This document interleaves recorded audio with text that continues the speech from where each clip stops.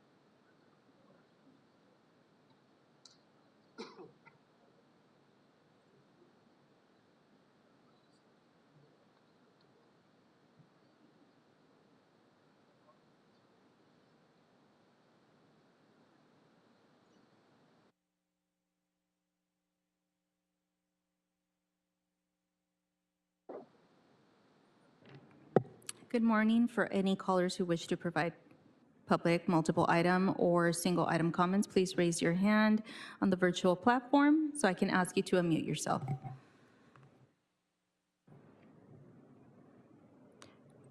Good morning, Audit LA. Good morning. I would like general public comment and all items, please. Okay, thank you. Thank you.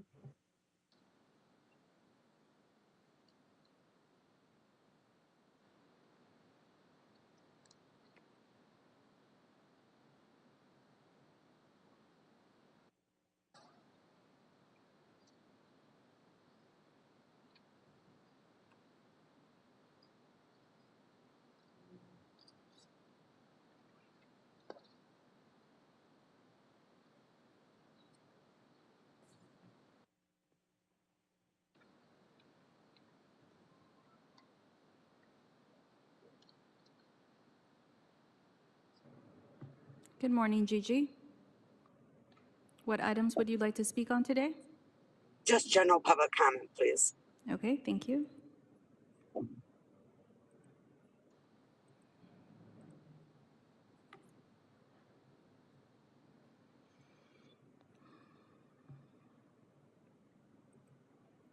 Good morning, Arthur. What items would you like to speak on? General public comment, please. Okay, thank you.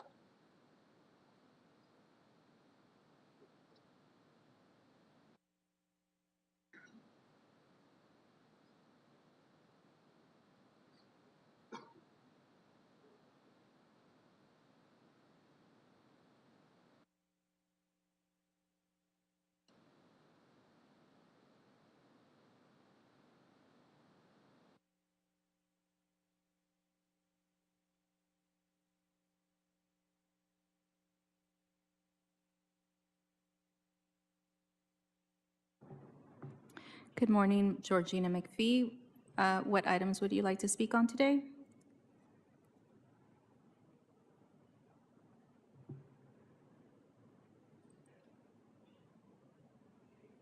Hi, can you hear me? Yes. Yeah, I'd like to speak on all items and public comment, please. Okay, thank you.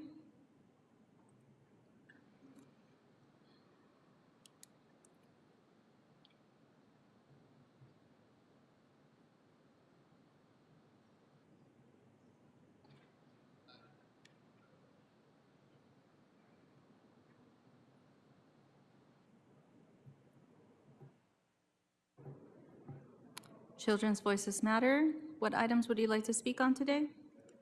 Yes, public comment, please. Okay, thank you. Thanks.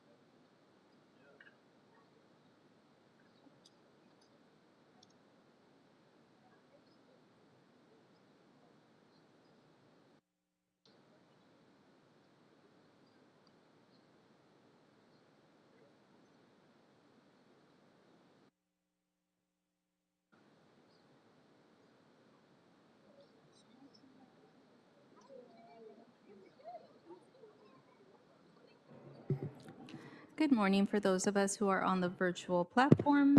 Callers, please raise your hand. Let me know if you want to speak on public, multiple item, or single item comments, please.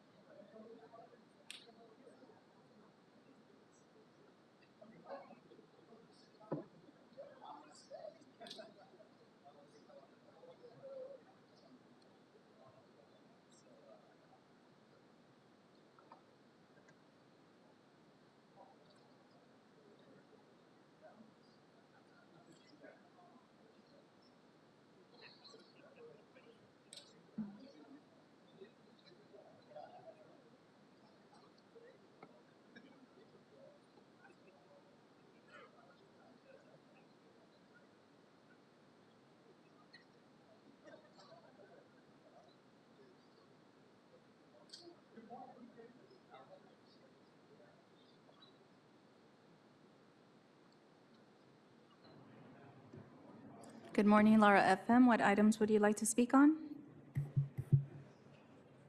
Good morning. All agenda items, please, and general public comment.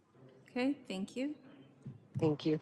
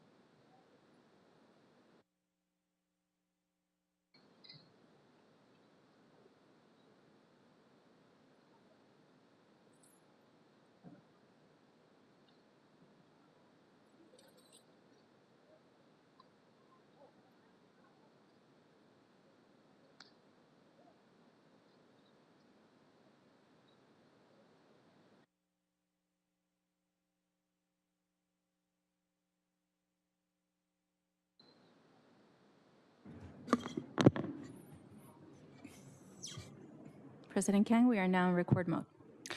Thank you very much. Good morning, everybody, and welcome to the Board of Public Works. This is our meeting for Friday, June 26, 2026. Ms. Reyes, please take roll and establish quorum. Yes, I will establish quorum. President Kang, President Pro Tem Grant, Commissioner Mitchell, Commissioner Cardenas. We have quorum, and we are joined today by City Attorney Representative, Ms. Daryl Fields, and I will be facilitating this meeting. Thank you so much.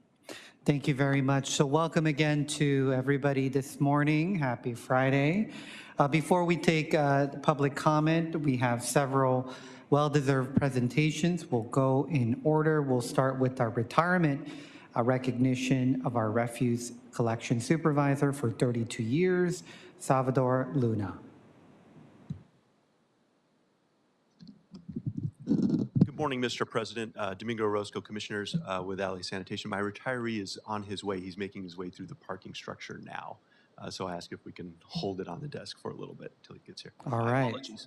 Thank you. So we'll head over to our 2026 LGBTQ plus Pride Month recognition. Gives me tremendous pride to hand the mic over to my fellow colleague, President Pro Tem John Grant. Good morning and happy Pride. I want to start today with a few lines from Richard Blanco, a poet, and fittingly for this room, a civil engineer. Blanco read one today at President Obama's second inauguration in 2013, the first Latino and openly gay poet to read at a presidential inauguration. Blanco writes of one sky and one ground that we all share, hands that build as well as hands that hold reports and rebar alike. His poem is about a country built and held together by people doing the work, often without recognition. And that's exactly what we're here to do today. Today, we're going to celebrate our lesbian, gay, bisexual, transgender, queer, or questioning intersex and asexual employees, along with those other sexual orientations and gender identities.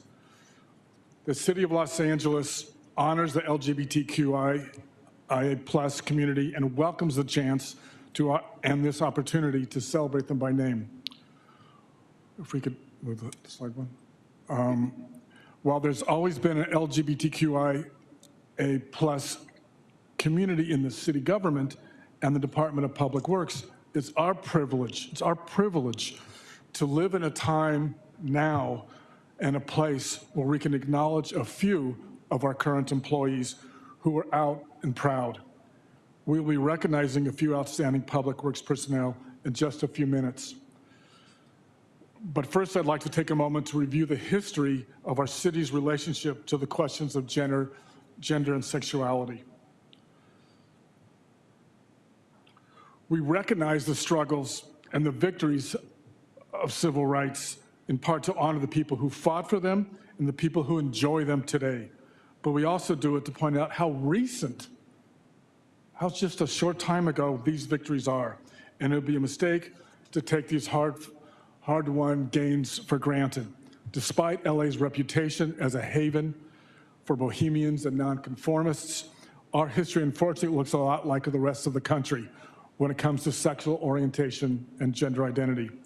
Sodomy was a felony under California law from 1850 until 1976, when the consenting adult sex law took effect. On top of that, the city passed an anti-masquerading ordinance in 1889, taking aim at the annual La Fiesta celebration, which made participants who cross-dressed criminals. A state law was passed in 1950, making oral sex a felony. Between World War I and the 1960s, many gay men in downtown LA gathered and met on what was called the Run, which included the Biltmore Cocktail Lounge, places in and around Central Library and Pershing Square, as pictured in this slide. Next. While gay bars and other friendly establishments made it easier for LGBTQIA+ people to gather in public, they were also the targets of police harassment. Acts of collective resistance by LA's gay community predated, was before the Stonewall riots in New York by several years.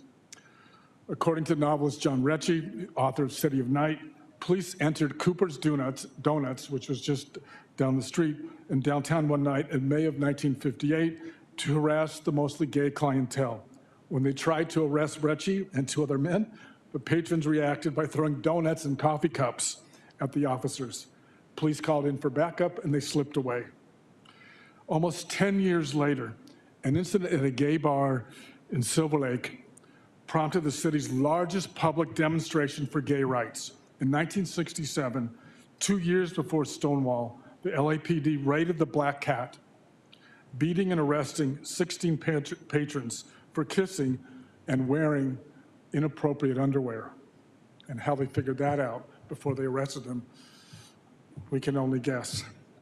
A similar police raid followed at the Patch in the 1-5 in Wilmington in 1968, leading to that year's peaceful flower power protest at the Harbor Division Police Station, pictured here. Cooper's Donuts, the Black Cat, the Patch, were not isolated incidents. A pattern, a community that had enough were rising up. As a result of the work of these local activists and activists across the country, LGBTQIA+ people won a number of important victories for civil rights and recognition in the 1970s. In 1973, the American Psychiatric Association declassified homosexuality as a mental disorder. That was in 1973. The passage of the Consenting Adult Sex Bill in 1975 legalized same-sex relationships. Mayor Tom Bradley proclaimed the first official Gay Pride Week in 1976. While California's sodomy law was overturned in 1975, similar laws persisted in other states. It was not until 2003 that the Supreme Court ruling in Lawrence versus Texas decriminalized sex between consenting adults. After decades of struggle, the Supreme Court's 2015 decision in Obergefell versus Hodges established the same-sex couple's right to marry in the United States. Here in Los Angeles, that same arc of struggle and progress found its way into City Hall itself. Turning now to a couple of significant figures in city service. The first openly gay member of the Los Angeles City Council was my dear friend and council member, the first campaign I ever worked on. It was Jackie Goldberg, was elected to represent the 13th District in 1993. From her student activism in the free speech movement at UC Berkeley to her service on City Council and the California State Assembly, Jackie has been a path-breaking figure in our civic life. In 2002, she co-founded the California Legislative LGBTQ Caucus. Her commitment to education runs through her political career, which included 2 terms on the LAUSD board and serving as chair of the State Assembly's Committee on Education. Kevin James was not only the first openly gay president of the LA's Board of Public Works, he served as the longest term in that office in LA's history, 7 consecutive years. He was appointed by Mayor Garcetti in 2013. Under his leadership, the Department of Public Works rolled out many systems now in place for tracking and improving the delivery of public services, such as street repair and street lighting. The city conducted its first tree inventory during his tenure. He was director of the Mayor's Office of Film and Television Production and the city's liaison to the Los Angeles Sports and Entertainment Commission. Kevin moved here in the 1980s at the height of the AIDS epidemic. He first worked for the AIDS Project Los Angeles and was a volunteer before joining the board of directors, which he served 2 terms as chair. One thing before I ask Kevin to come up, the board, this board, a public board which receives and possesses a variety of interests, understanding what Los Angeles needs, has led the way in recognizing the LGBTQIA+ community space in Los Angeles and honoring some of its historic sites. Under Kevin's leadership, the board added certification of LGBTQ businesses to its contracting processes, offering them new opportunities and a measure of economic justice. If we could take a couple minutes and ask past President James to come up and say a few words.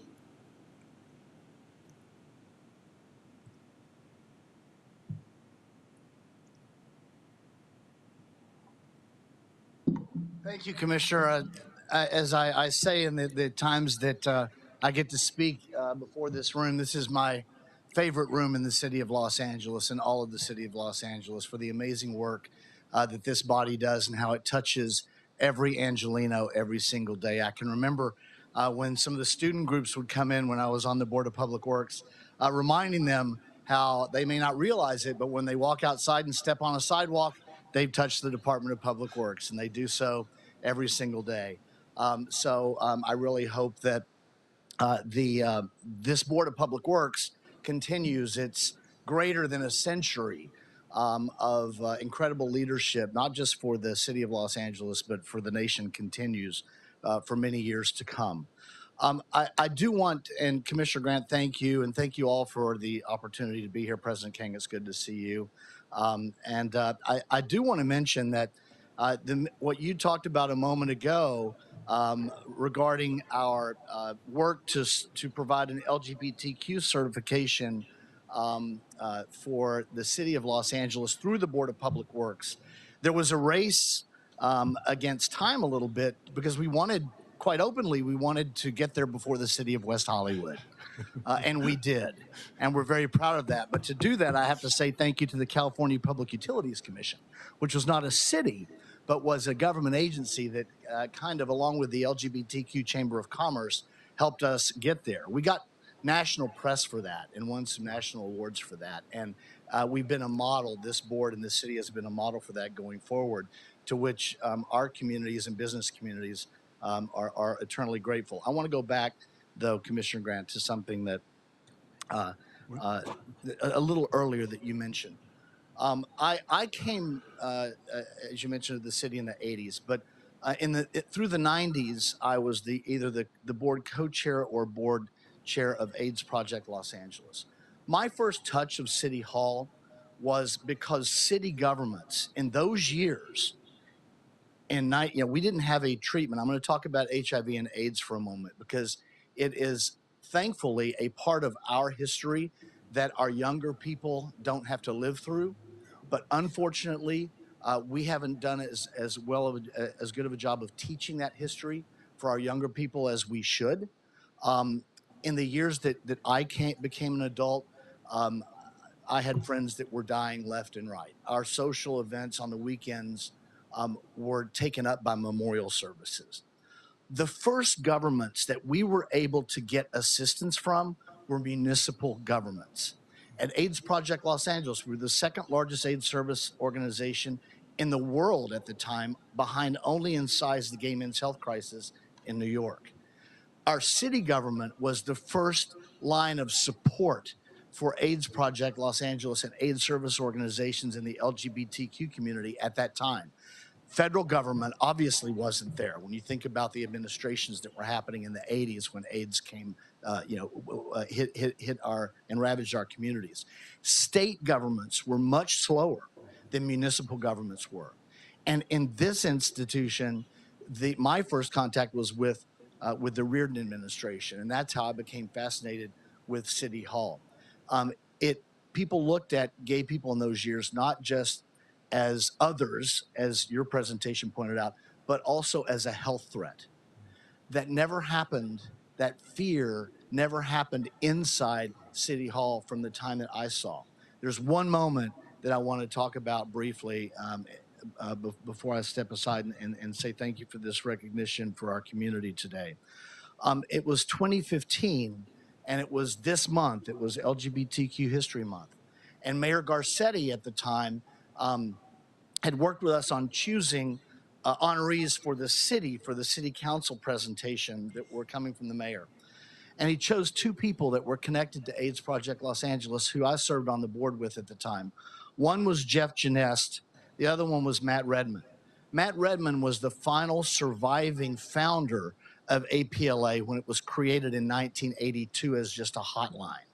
Matt has since passed away. He had been HIV positive probably since the late 70s, but lived many years beyond that.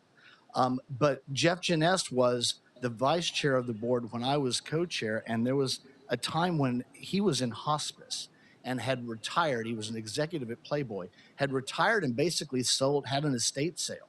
When treatment came aboard, Jeff Genest returned to his career and returned to Playboy, had to buy his suits again from coming out of hospice.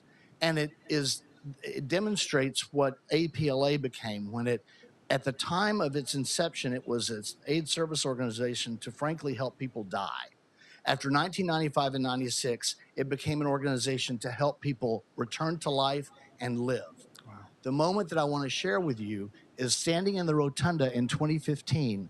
I was earshot away, and I was able to hear Jeff Genest say to Matt Redman as they were being honored by Eric Garcetti in the rotunda, he said to him simply, "We're still here."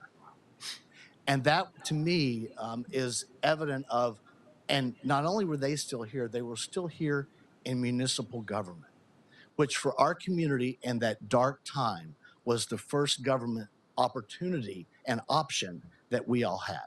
So I will forever be thankful to the city of Los Angeles, to the Board of Public Works for the opportunity it gave me. So thank you for giving me a few minutes to talk a little bit about those years that sometimes we don't hear enough about, even in our own community. Thank you. Thank you, Kevin.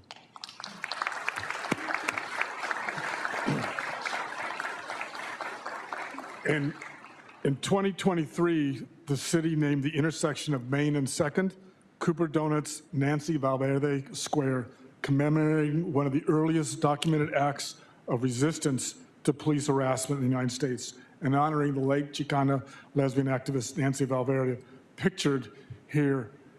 Just for a little background, Nancy was a Chicana lesbian who in the 1950s and the 60s was arrested repeatedly under Los Angeles' anti-masquerading laws, simply for wearing men's clothing and sometimes for nothing more than a haircut and a button-down shirt, caused her to be arrested. She refused to be silent and fought each and every arrest, which was fearless acts of resistance on her part.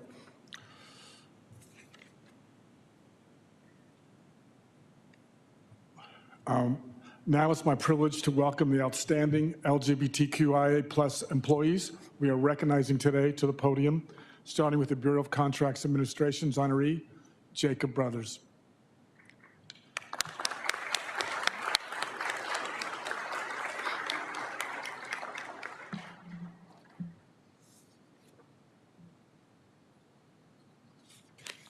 Good morning, President Kang, commissioners. I'm very honored to be here today to honor our nominee, Jacob Brothers. Just a little bit about him. So Jacob manages our minimum wage investigations unit. In less than a year in this role, Jacob has made notable improvements to enhance wage theft enforcement and reduce the case backlog. He took the initiative to teach himself software development skills so he could develop a case management platform, which has really been vital in helping the unit better track the status of its cases. His creative use of data-driven solutions will enable improvements for wage theft enforcement for years to come. He has effectively used his servant leadership approach to develop his staff and build effective relationships with both internal and external stakeholders. When he's not at work, Jacob is enjoying fatherhood and following his two favorite football teams, Oklahoma State and the LA Rams. Just really quick about Jacob, he was a transportation planner for 18 years. So he was probably an expert in that work, but something led him to a career change at BCA to come try something different. And he came to us as a management analyst. I think it was actually an emergency opportunity, right? So it wasn't just, I don't know if there was a pay cut or whatever, but it was a risk that he would not even get the long-term job because it was an emergency appointment to do work he hadn't done before. But I remember talking to him on the phone, and all I heard was joy, gratitude, appreciation, But I think that's how he's taken on everything he's done at BCA. He was first in our business inclusion section, and Patty is here. A pretty specialized thing to learn. He excelled. And then he moved over to our Office of Wage Standards. Totally different, but again, has continued to deliver. So there's something about him. It doesn't matter what it is. I mean, I mentioned the backlog. It was 199 at the beginning of the year, and now it's 134. There's a lot of factors that were, obviously all the team that worked on that. But I don't think it's a coincidence that Jacob had a hand in that. So it doesn't matter what it is. I mean, one of the things too I appreciate about Jacob is he's going to be honest. And as a manager, you can't always believe that everything's going well or everything's perfect, right? And you need people like Jacob who are going to tell you the truth and the challenges so that we can all address them together. And he does that. And so I'm very appreciative and grateful to have him on our team. Jacob.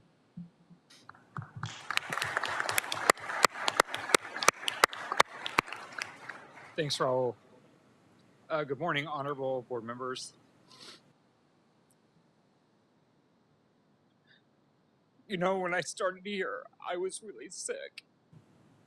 I had to have a liver transplant. And I'm sorry I'm emotional, but it was a calling. I needed to do something more with my life. Being that sick and the transition, John, Raul, Kim, everybody at BCA was so welcoming, and it's like a family, and I really appreciate that. But I also want to thank my husband, Dr. Albert Serrano Brothers, and Zoe, who is an aspiring K-pop artist, for all their love and support today. I'm impartial, but I love my team, and I wouldn't be here without them. And so with that, just thank you so much for all that you guys do, and I appreciate it. Thank you.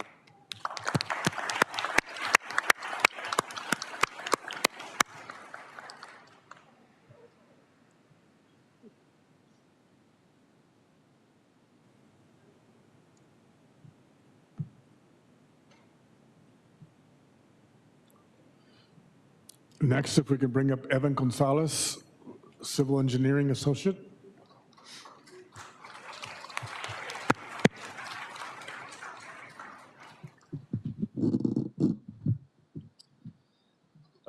Good morning, members of the board and guests. My name is Ethan Wong. I'm the acting deputy city engineer over the Clean Water Infrastructures program within the Bureau of Engineering. And it is my distinct honor today, in celebration of Pride Month, to recognize an individual whose dedication and talent has been invaluable to the Bureau of Engineering, Evan Gonzalez. Over the past 10 years, Evan has truly built a versatile career at the Bureau. Her contributions have been broad and impactful, and from her early work within the construction management division, where we first met and worked together on projects like the Robertson Rec Center, to her current role here at the Clean Water Division within the Bureau of Engineering. For the last 6 years, Evan has been a driving force within that division, specifically on the Taylor Yard G2 projects. She has been instrumental in leading the Taylor Yard River Park implementation feasibility report to completion, which is a monumental task that synthesized years of community outreach, technical studies, and interagency agreements. And beyond these impressive technical milestones, I want to highlight what truly makes Evan a leader in our department. It is that she is deeply passionate about her work and remains genuinely committed to the success of our neighborhoods. Whether she is responding to urgent service requests with rapid turnarounds or navigating complex project hurdles, Evan approaches every challenge with a spirit of optimism to her work, maintaining this constructive approach even in the toughest of situations. So it's a privilege to honor her here today for her outstanding contributions to the Bureau of Engineering and the City of Los Angeles. And here's Evan to say a few words.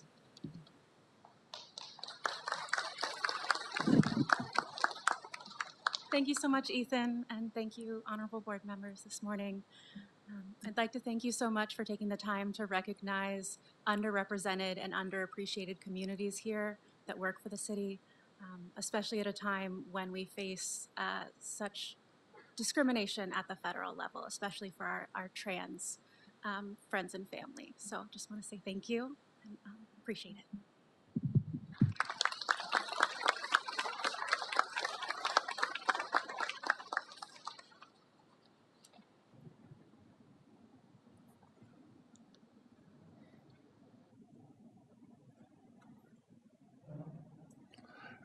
And lastly, from LA Sanitation, James Rosca.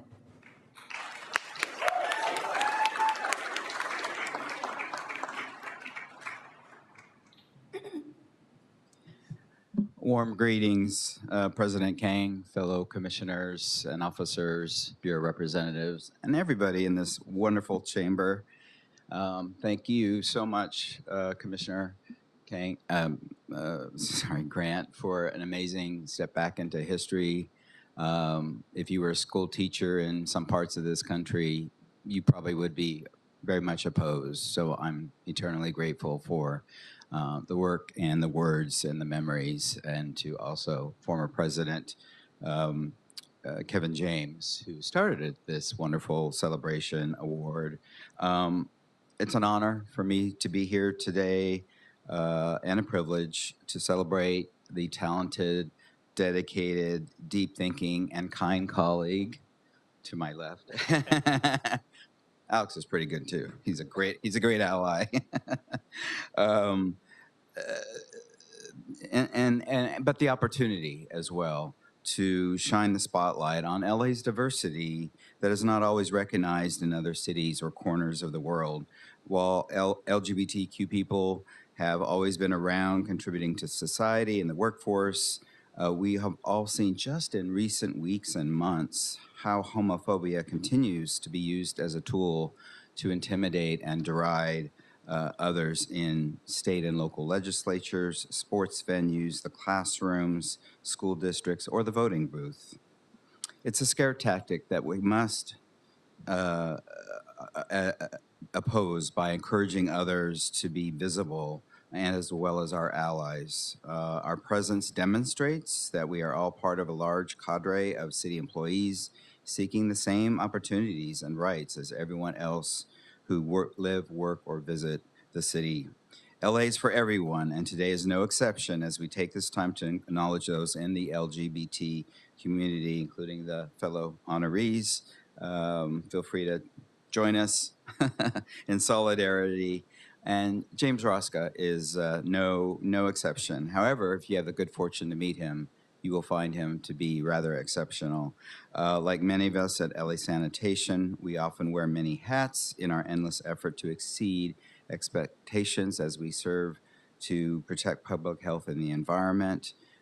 We recruited James from Cal Poly Pomona, the actual campus, before he graduated about 11 years ago. After graduating, he quickly became a significant contributor in our solid resources programs that Assistant Director Alex Halou will address. James also continues to help recruit and hire the best and brightest engineers to come work for the city so that we can advance LA Sands' commitment to innovation and integration and inclusion as we battle climate change and amidst challenging budgets. So thank you to the board for hosting us with such great, thorough comments and appreciation. It really is heartfelt so that we can continue to be the best in ourselves and recognizing James as the most valuable player on LA Sands team. Alex? Got it. Thank you.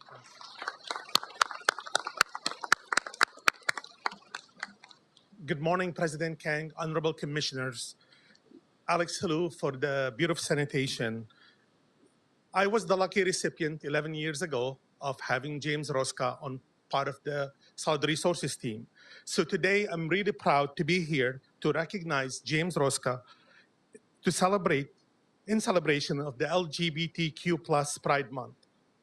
James has exemplified professionalism, dedication, and commitment to public service throughout his 11-year career with LA Sanitation and Environment.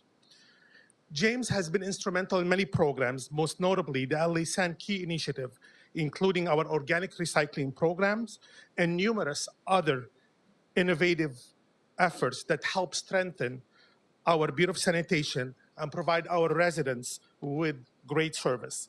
His leadership, expertise, and collaborative spirit has made a lasting impact on our department and the communities we service. Also today, I would like to recognize, while we are recognizing James, I also want to acknowledge the many LGBTQ+ employees across our organizations whose dedication, talent, and service help make Los Angeles sanitation and environment stronger every day. Their contribution enrich our workplace, strengthen our mission, and reflect our commitment to serving one of the most diverse cities in the world. I want to first congratulate James and thank you for your outstanding service, your leadership, and for the example you set out for all of us in our organization. Your contribution has helped shape a stronger, more innovative LA San, and we are grateful for your continued commitment. And just a small tidbit, when we are dealing with the FIFA 2026, it was no-brainer when I had to select somebody from sanitation, and it was James Rosca. And as we're moving into LA 2028, I'll give you one guess who will be the one leading. James, congratulations, man. Very nice.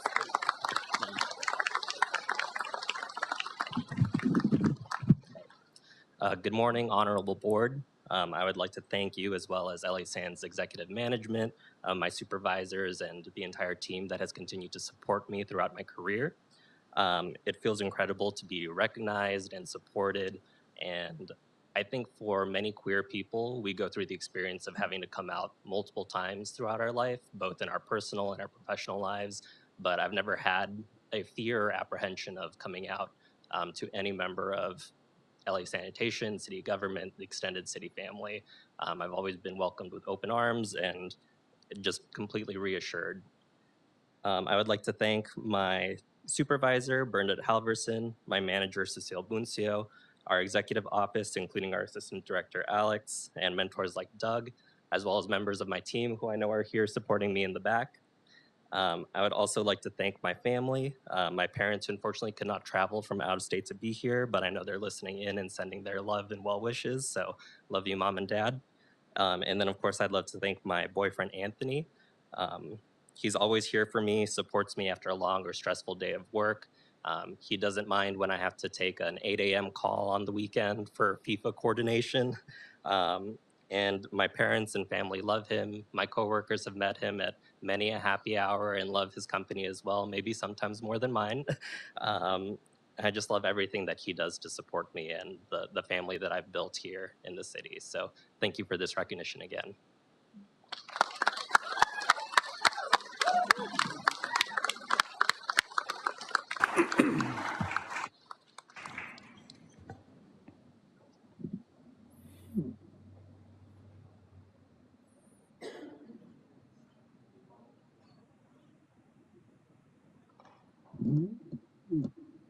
Thank you.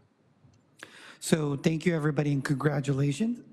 Excuse me. Before we take a group photo, I want to invite my fellow commissioners to provide brief remarks. We'll start with Commissioner Cardenas. Well, thank you, President Kang. Just want to congratulate all of our recognized employees. It's always a pleasure to come here once a month and recognize the great diversity that we have in the city of Los Angeles. And the LGBTQ plus community is just one of those many, many parts of the city that make it so diverse and so beautiful. So congratulations on your recognition, and thank you for what you do to the city. Thank you very much. Commissioner Mitchell. Thank you for your presentations. Thank you for your hard work. I was thinking in terms of, I always say every month we honor somebody, and whether we actually get to do this here or if we just think about the diversity of the city and think about the diversity of its workforce. as Commissioner Grant was speaking, I was thinking about this notion of living in the shadows. And each one of us, each one of these groups, and certainly the LGBTQ group, is also representative of this notion of living in the shadows, where the thought that if you had a certain haircut or wore a certain shirt, or if you didn't, as a woman, basically fall into these representations of what hyperfemininity might be, that you might be suspected, whether or not it's true or not. When we talk about the history of America, when we talk about the history of Los Angeles, all of these stories are representative of our history, whether we want to whitewash them out, depublish them, erase them from history, whatever else. It's about who we are as humans, and everyone needs to be respected and treated with dignity, just because the baseline is that we're all human. So I appreciate and applaud the efforts of our honorees and all of our employees throughout the city of Los Angeles, because this is just one other faction of the diversity that makes the city so rich in delivery of public works, any other services that we deliver to Angelenos. So thank you so much for your dedication and commitment to service, and we will continue to make these recognitions, whether formally or informally, throughout at least my tenure with this board. Thank you. Thank you very much. So once again, congratulations to all of our honorees and to our 5 amazing bureaus and offices here at the Board of Public Works. As someone said earlier, Los Angeles is home for everyone, and we respect that diversity and the difference in opinion as well. And at this board, as Commissioner Grant made that beautiful presentation earlier, we have a history of making sure that we have an inclusive environment for everyone. So once again, congratulations, and I want to hand it off to Commissioner Grant to conclude our presentation. You know, we started this morning with Richard Blanco's vision of one sky, one ground, a country, a city held together by hands at work, often unrecognized. That's been the story all morning. Cooper's Donuts, the Black Cat, Nancy Valverde's haircut and her arrest record, Jackie Goldberg's seat on the city council, Kevin James' 7 pioneering years leading this very board. And now, Jacob, Evan, and James. 3 more names are added to that list. 3 more people who get to do the work exactly as they are. The history we reviewed today is not that long ago. Some of the people who lived through it are still with us. That should make today feel less like a victory lap and more like a responsibility for us to carry forward. To keep building a department, to keep building a city where nobody has to choose between doing the work and being themselves. Thank you all, and happy Pride. Thank you. So happy Pride, everyone. We're going to take a few minutes for a group photo, so I'm going to invite our honorees to the back where the flag is. And I also want to ask our former president, Kevin James, to join us as well. So the time now is 10:39 a.m.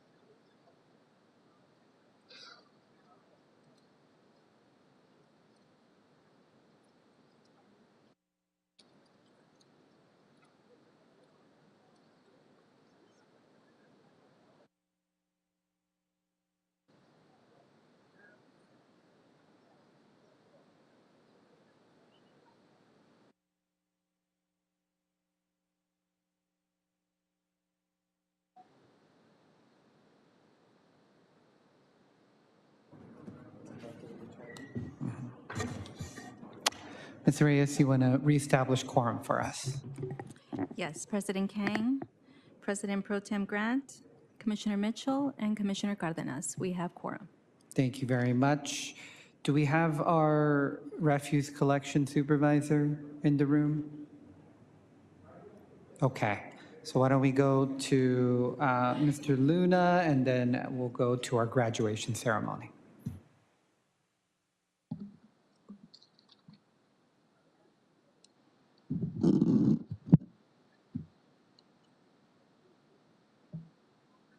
Good morning, Mr. President, Domingo Roscoe, LA San, commissioners.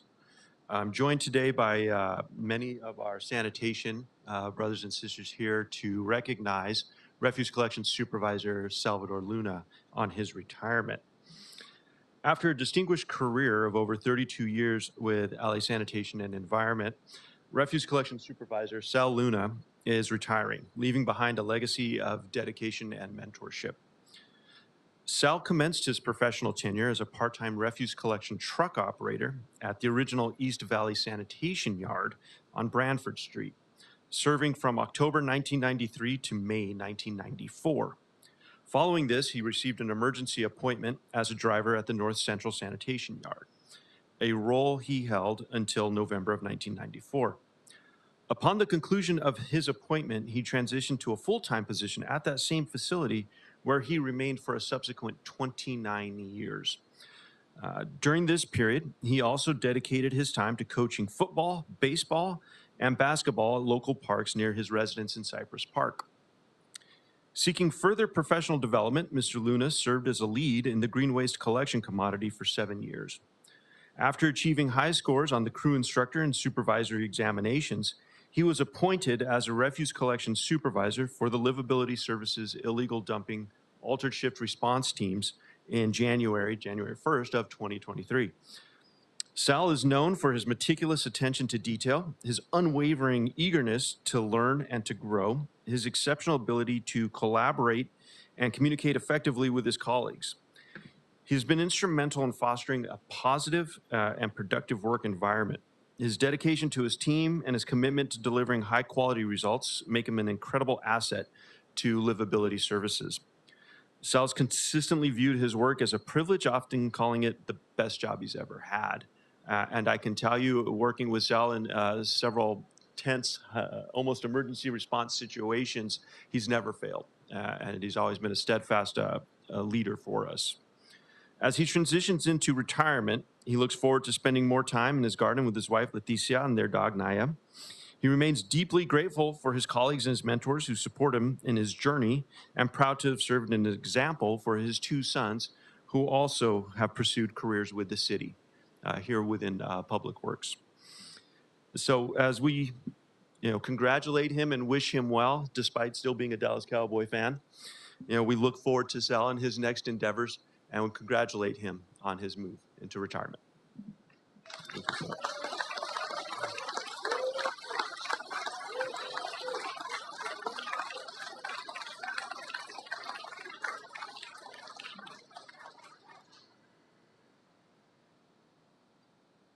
I'd ask if he'd like to say a few words, commissioners.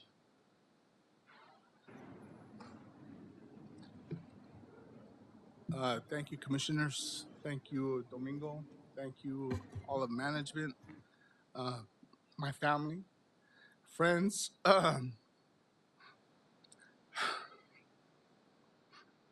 Sorry, I get it from my mom. Very emotional person. I love doing this job. It was a pleasure. There was times when I should have never taken this job for granted, as we all see management in different eyes, just as employees. We see them as people that are just trying to run our life or trying to tell us what to do. When I became a supervisor, it took me a long time to figure it out that I needed to be a supervisor. My mom was a supervisor. My sister was a supervisor. I have it in me. So I took a long time and finally came around and I did it. And it was the best decision I ever made in my life. I was able to mentor people that needed it. They needed to be mentored. You know, I wasn't trying to be anybody's father. I wasn't trying to be anybody's friend. I was trying to be just a voice for them to hear me out and to hear my experiences from my deficiencies in life all the way to my positives. Because you learn from every day you learn something from life. Unfortunately, I learned a lot going down the line, and I wouldn't take anything back. It's the best decision I ever made was becoming a supervisor. I appreciate everyone who showed up for me, my employees, great workers, every one of them. Can't say a bad word about them because I just wanted to be positive with them and tell them, you know, move forward. Don't just sit back and just stay where you're at. Don't be stagnant. Move forward. I waited a long time and I was stagnant for a long time. And I hope these guys, I hope they sit in your chair maybe one day. Who knows? You know, but as far as me, I'm gonna go home, drink a beer, play with my dog, plant some succulents in the backyard. I don't know. I'm gonna do something, but I'm gonna keep busy because I have a lot to do. And my family, my mom, my wife, my sons are here. My granddaughter's here. My good friends. I was mentored by two of the best supervisors that you would never think that they were that way. And they taught me how to not make the mistakes that I used to make. And I appreciate them for everything they've done. Every one of these people that showed up for me today, I appreciate every one of them, and I love them. And I thank everyone from the city for giving me this honor. Appreciate it. Thank you.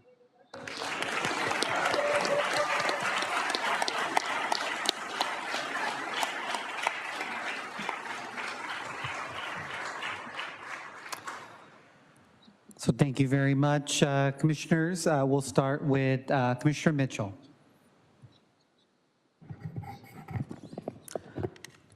Well, Sal, I hate to tell you this, but your dog got on YouTube and said, I'm looking forward to this.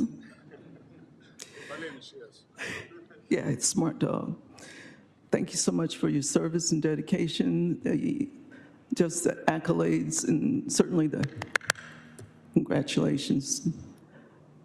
Thank you to your family, both your work family and your home family. And I was writing some things down about your collaboration, your positive attitude, your dedication, and in belief in the deliverability of services. And then on top of that, you had a job and then you would volunteer to coach 3 sports. So you've earned your time away from us. We appreciate dedication. You don't have to get up for those early calls anymore or be on alert when the city is in an emergency situation, which it seems like it's every other month. So thank you so much for your service. And we know you're going to look forward to your retirement, and we wish you good luck. And, you know, you can still come back and mentor some people. I'll make that offer for you. I don't know if it's possible, but thank you. Commissioner Grant. Thank you. Also, it's been said by me that Public Works employees' biography is really the biography of the city, and you represent that dedication to its residents, community engagement, continue willing to grow and learn and figure out new ways of serving.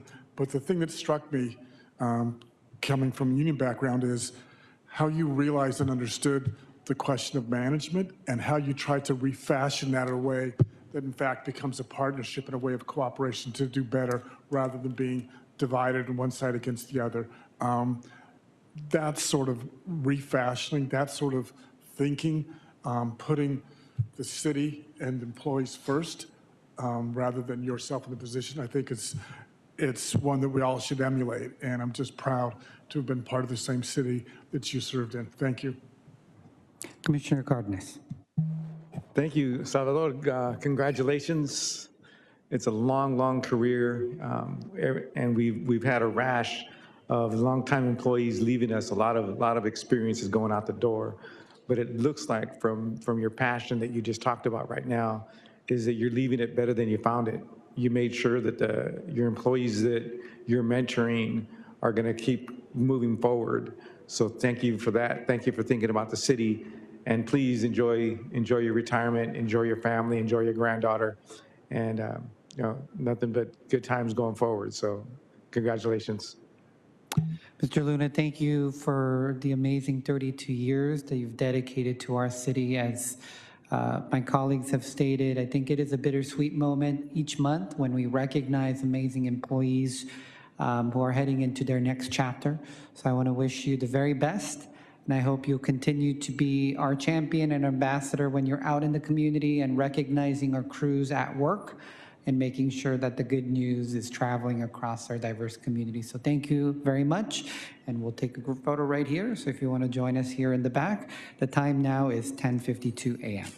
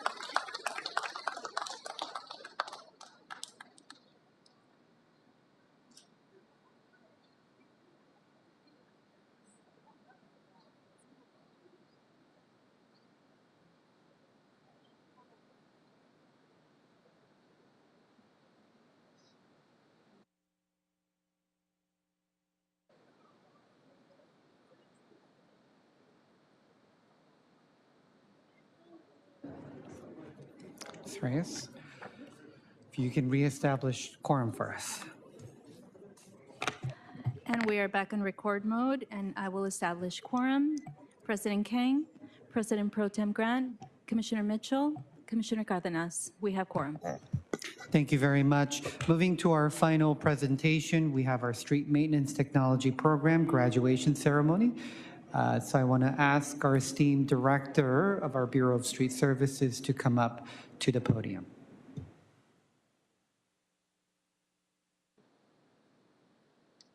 Good morning, Council President, Board President, excuse me, habits. I'm Keith Mosley, General Manager for Bureau of Street Services. Today here to honor some graduates of our program with certificates and Associate of Arts degrees. And I'll just read a little bit about what we're doing. I also have Martina Ruiz, who administers our program, and Stephanie Clements, our Assistant Director, who also oversees the administration portion of this. The Street Maintenance Technology Program was designed to provide the necessary technical knowledge to Bureau of Street Service employees who wish to advance to supervisor and superintendent levels.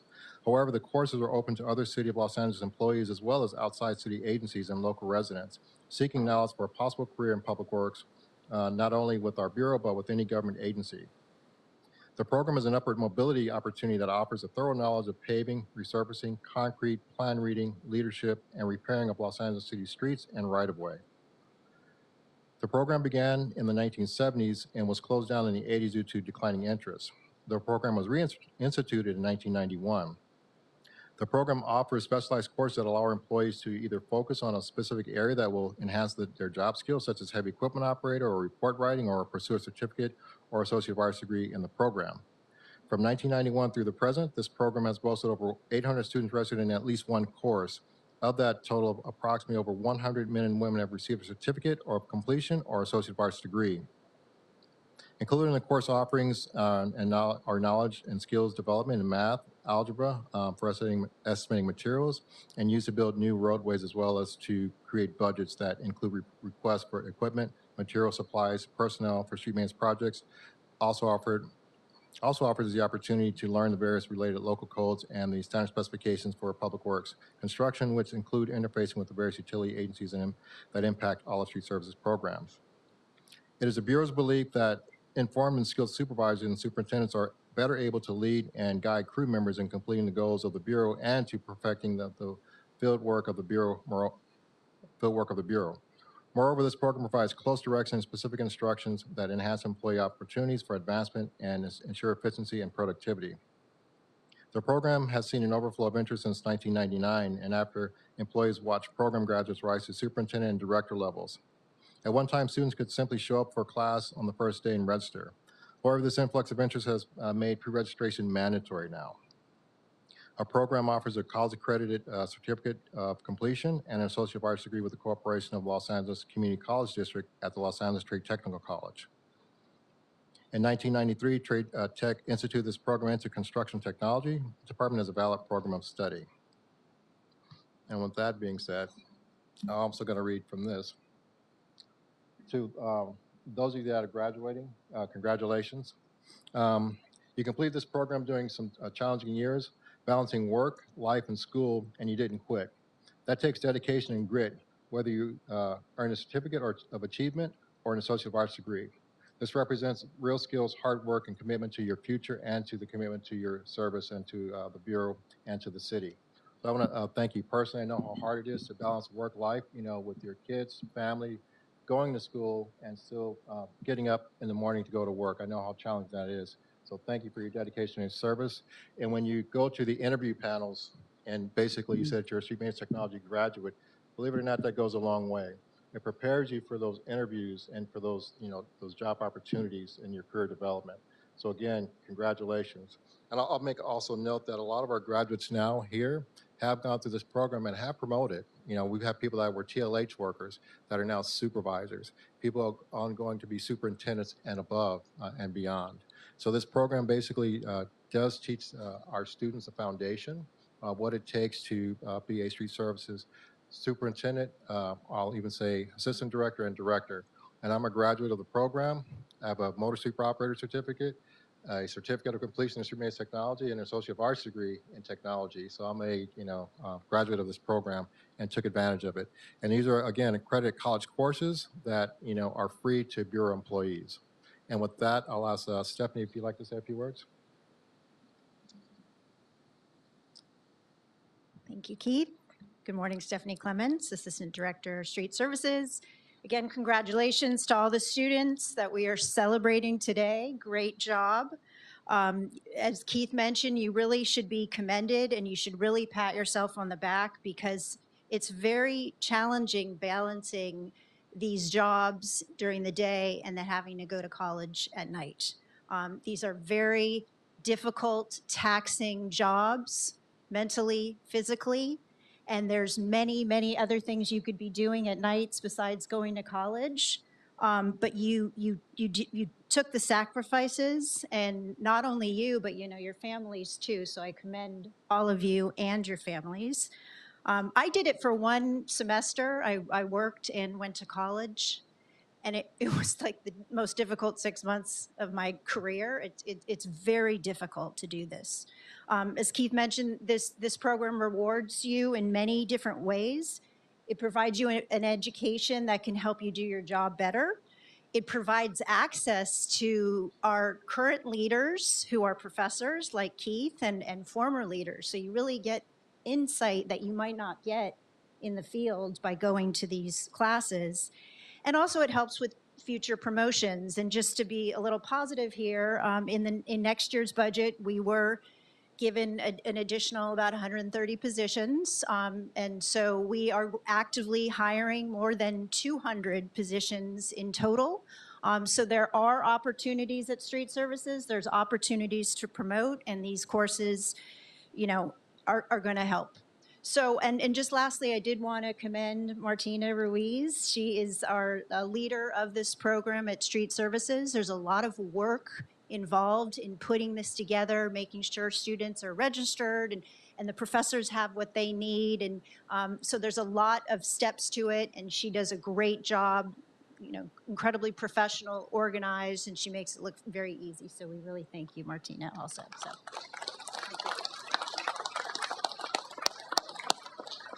And with that, I'd like to bring Keith Hall, one of our professors, and is Ming here? Okay, Keith, you want to come up and say a few words? Keith Hall works at DWP and is one of our exempt professors when it comes to equipment. Good morning, commissioners. It's my pleasure to be here today to recognize the fantastic work that these students have done. It's been a real pleasure to watch so many of the students promoted, as Keith has mentioned. I just want to congratulate you all. Fantastic job. Thanks for your efforts.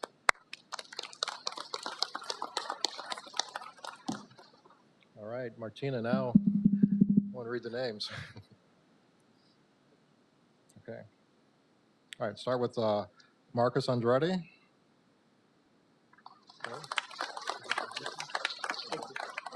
Oh, that's yours. Thank you very much. Appreciate it. All right. Thank you.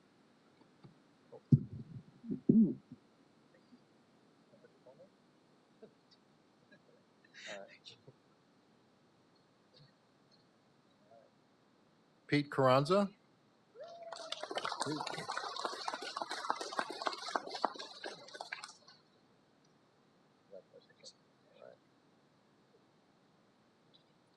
Joseph Casarena.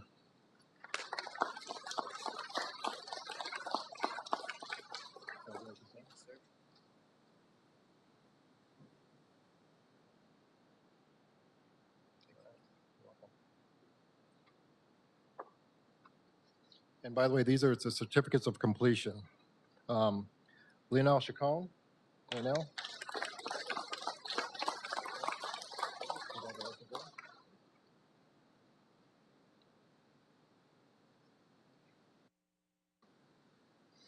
Daniel De La Cruz.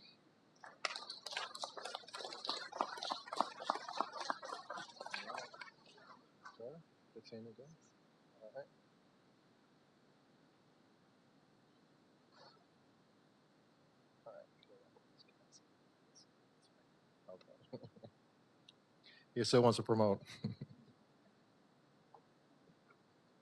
All right. Gerardo Garcia.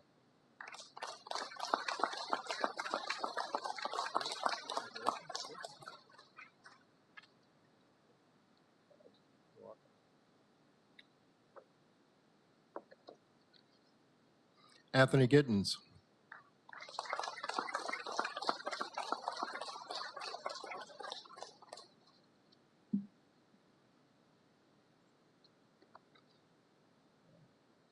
Omar Lopez.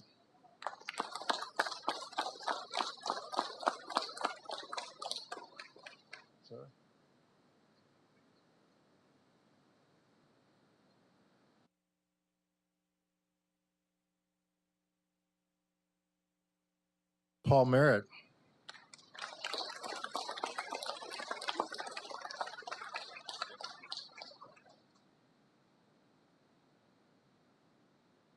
And just to embarrass you, Paul took our classes and now he's promoted to Assistant General Manager at General Services Department of General Services. So.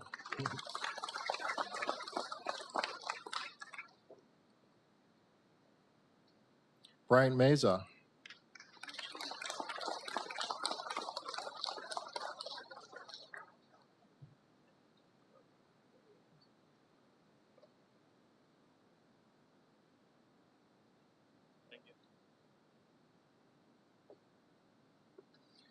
Hector Ortiz.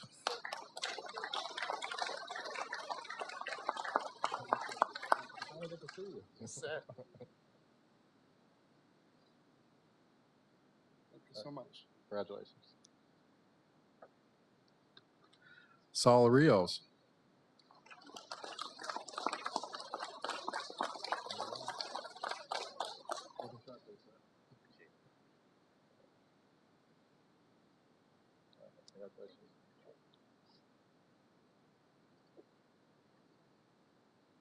Nakia Robinson.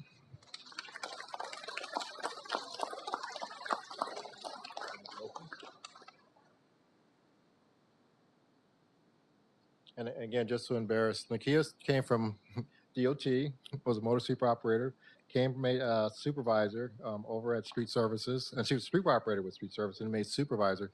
Now she runs our emergency operations. So every time we get a call in the middle of the night, it comes from Nakia, and she directs our operations. So thank you. Dora Robles.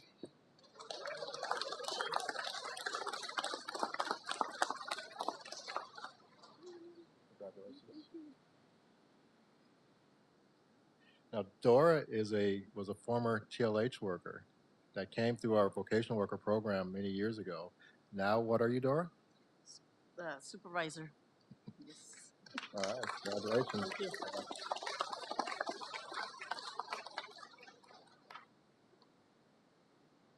Marcelino Roman.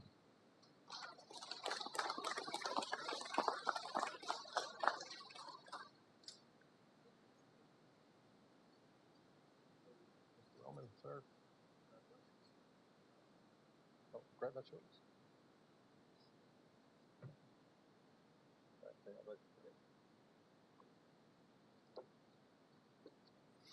Angel Valeria.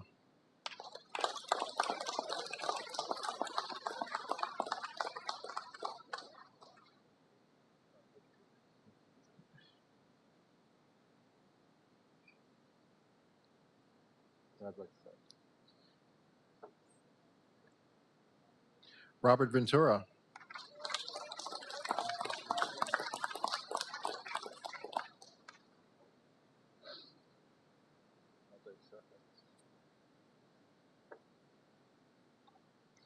Ray Villalobos.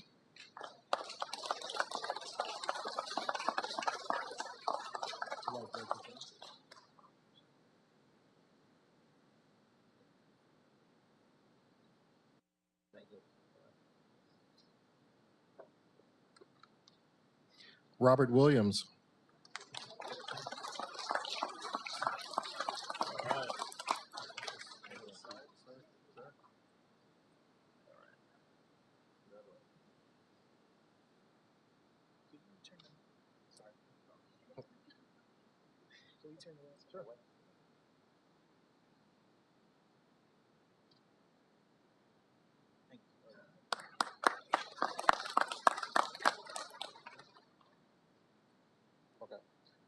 Cedric Bell.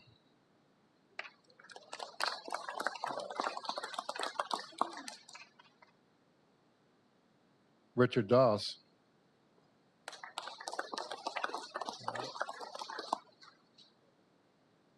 And Gavin Galasco. Or Galasco.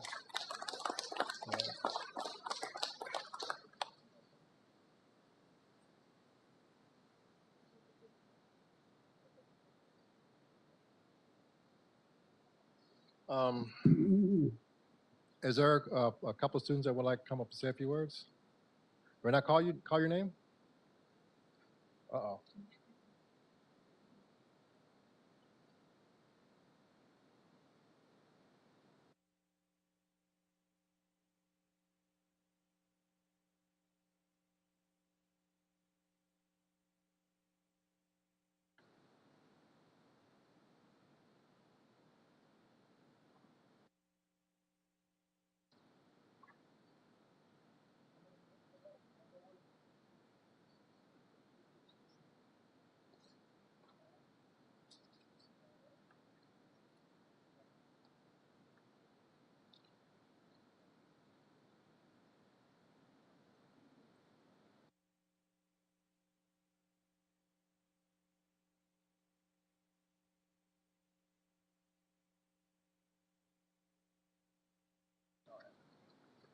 Sorry about that. Anthony Mohe. Thank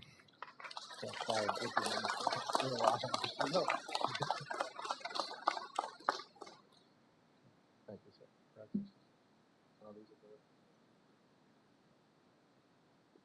So now these are the associate degrees that we'll be handing out. Jana De La Cruz.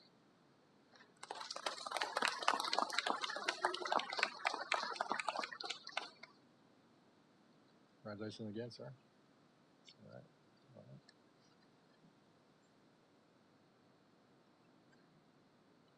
Okay.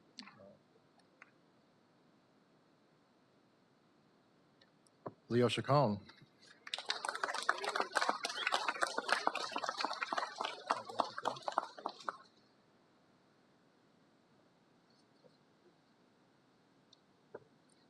Paul Merritt.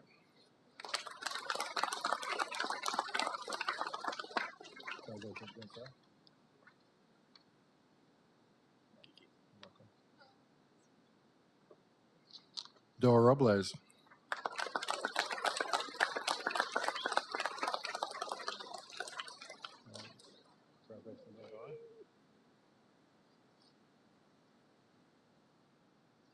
Thank you. Got it?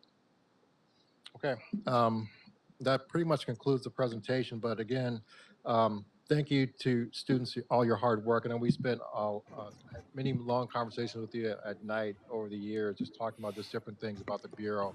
Hopefully that inspired you to promote and to basically for that upward mobility and gave you that advantage, you know, as far as when you take these civil service exams, to where if you answer one question right, basically that puts you points ahead of others and give you the insight and skills and knowledge basically to keep moving forward in upward mobility. And basically, if you took my career development class, you know, it's like set up, you know, short-term and a long-term plan. You could be whatever you want to be in the city. If you want to be direct, you want my job, come and get it. So thank you. All right.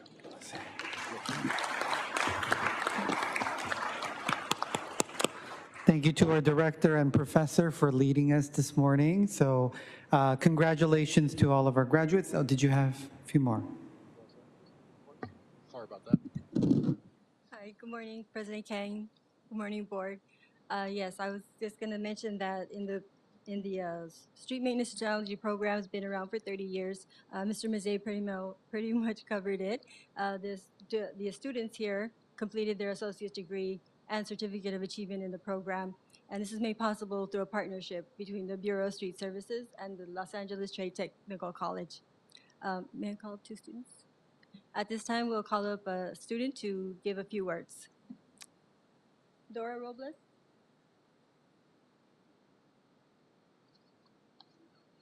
Thank you.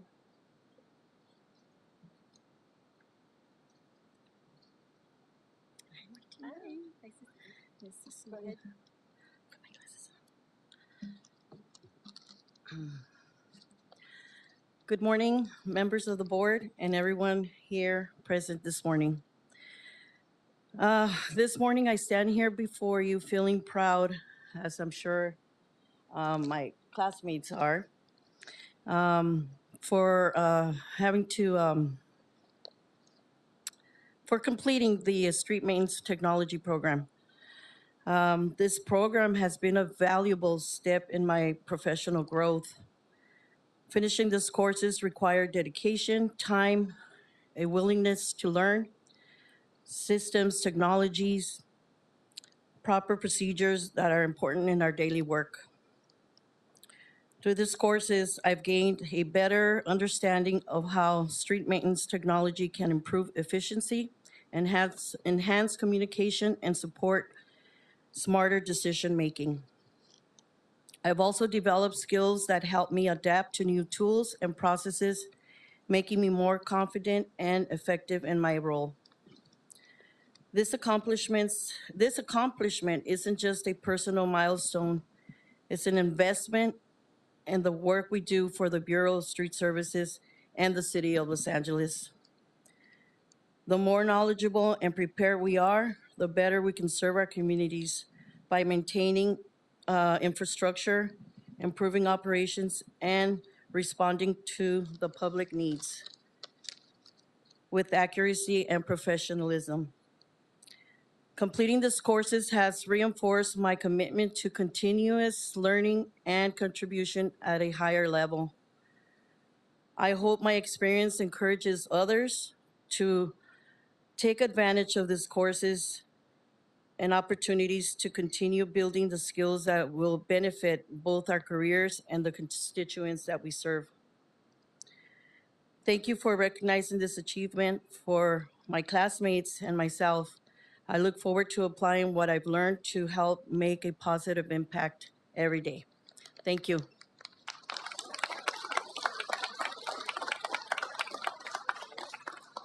And now we have a few more words from Mr. Sal Rios.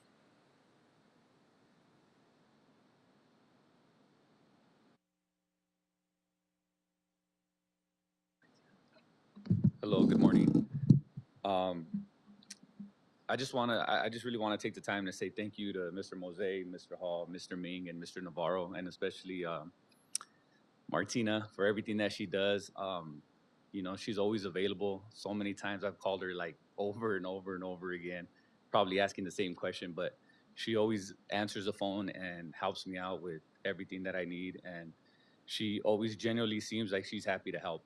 So I just want to thank all of you. And yeah, these classes really do help.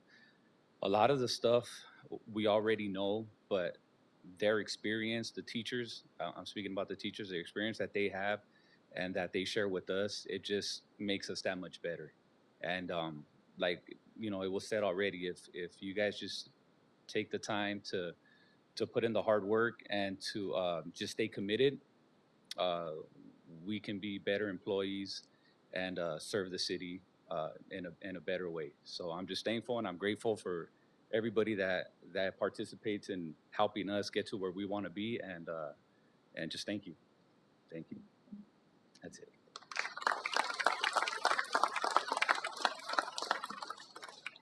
For me, I enjoy helping the students get to their goals and achieving their academic accomplishments.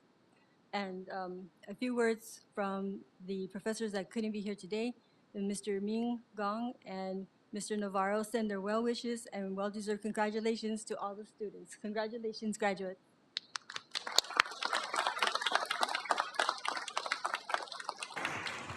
All right, congratulations once again, Commissioners. Commissioner Cardenas, you want to?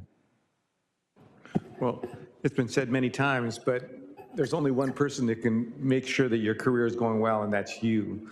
So taking the time out of your day in the afternoon, after a long day of work, and putting in that extra effort, it all pays off in the long run. So congratulations to you all for taking that initiative and doing like what the director said, putting in the hard work. It all pays in the end. So congratulations on your accomplishments, and good luck with your careers. Thank you. President Pro Tem Grant. I've had I think most of us, or some of us on this horseshoe, have had a few years in the classroom, but I could not imagine what it'd be like to have my professor, my boss, at the same time. Kudos to you all to be able to go to class and have your work done and assignment on time. You know, it really is exemplary. Your ambition, your resilience, the commitment you had, and the intellectual fortitude that carried you through this. You know, it's said that work without education really can often be aimless, you know, or almost mindless. But education without work is worthless. And you've coupled the two through great sacrifice of yourselves and your family in order to make not only yourself better, but the city better. And we congratulate and thank you for that. Thank you, Commissioner Mitchell. Well, street services once again turns out, shows up and turns out. Anyhow, congratulations to each of you on your accomplishments today. I'm joining with my comments from my fellow commissioners. Some of the things that each of you said in your comments was that I reflected on was about time. It's an investment of time, sacrifice, and an investment in your future. It's indicated by promotions, right? And the other thing that someone said that I thought was very nice was how you benefit your careers and the constituents you serve. We don't think sometimes about what you do or how you do it, but the one thing we talk about, and it certainly was reflected in the work that you have done in the classroom and the work that you do in your respective positions, is serve Angelenos. And that's what we're here for, and that's what we're all about. And we want to do that in the best way we possibly can, and for each of you to expend additional time apart from your work and apart from your families to invest in yourselves and provide that additional knowledge base that you've attained through these classes to serve the public. It's also not only an example for your coworkers, but also an example for your families, for your family members. Because when you show that dedication to go to work, either come home or go straight to class, you're showing your kids what it means to be making sacrifices and investing in the future. And kids learn that. So again, congratulations. I know this is going to be just another path, another step in your journey in street services or beyond for that matter. But we want to encourage you and, you know, apply for the next job.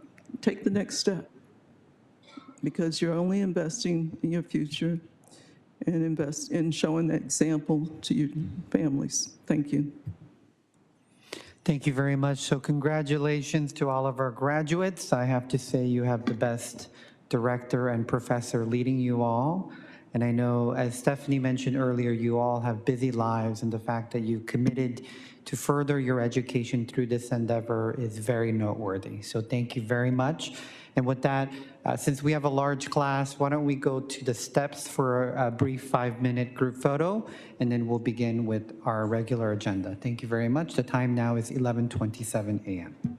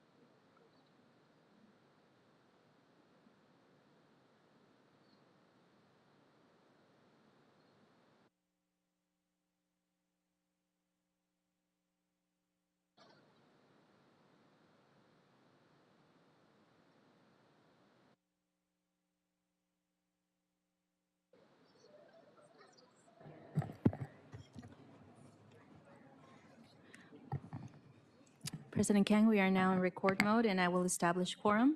President Kang, President Pro Tem Grant, Commissioner Mitchell is here, and Commissioner Cardenas. We have quorum. Thank you very much. We'll get started with general public comment, which is an opportunity for the public to address the board on public interest items. Will be provided up to 1 minute per person, up to a cumulative total of 10 minutes for the general public comment segment of each regular meeting.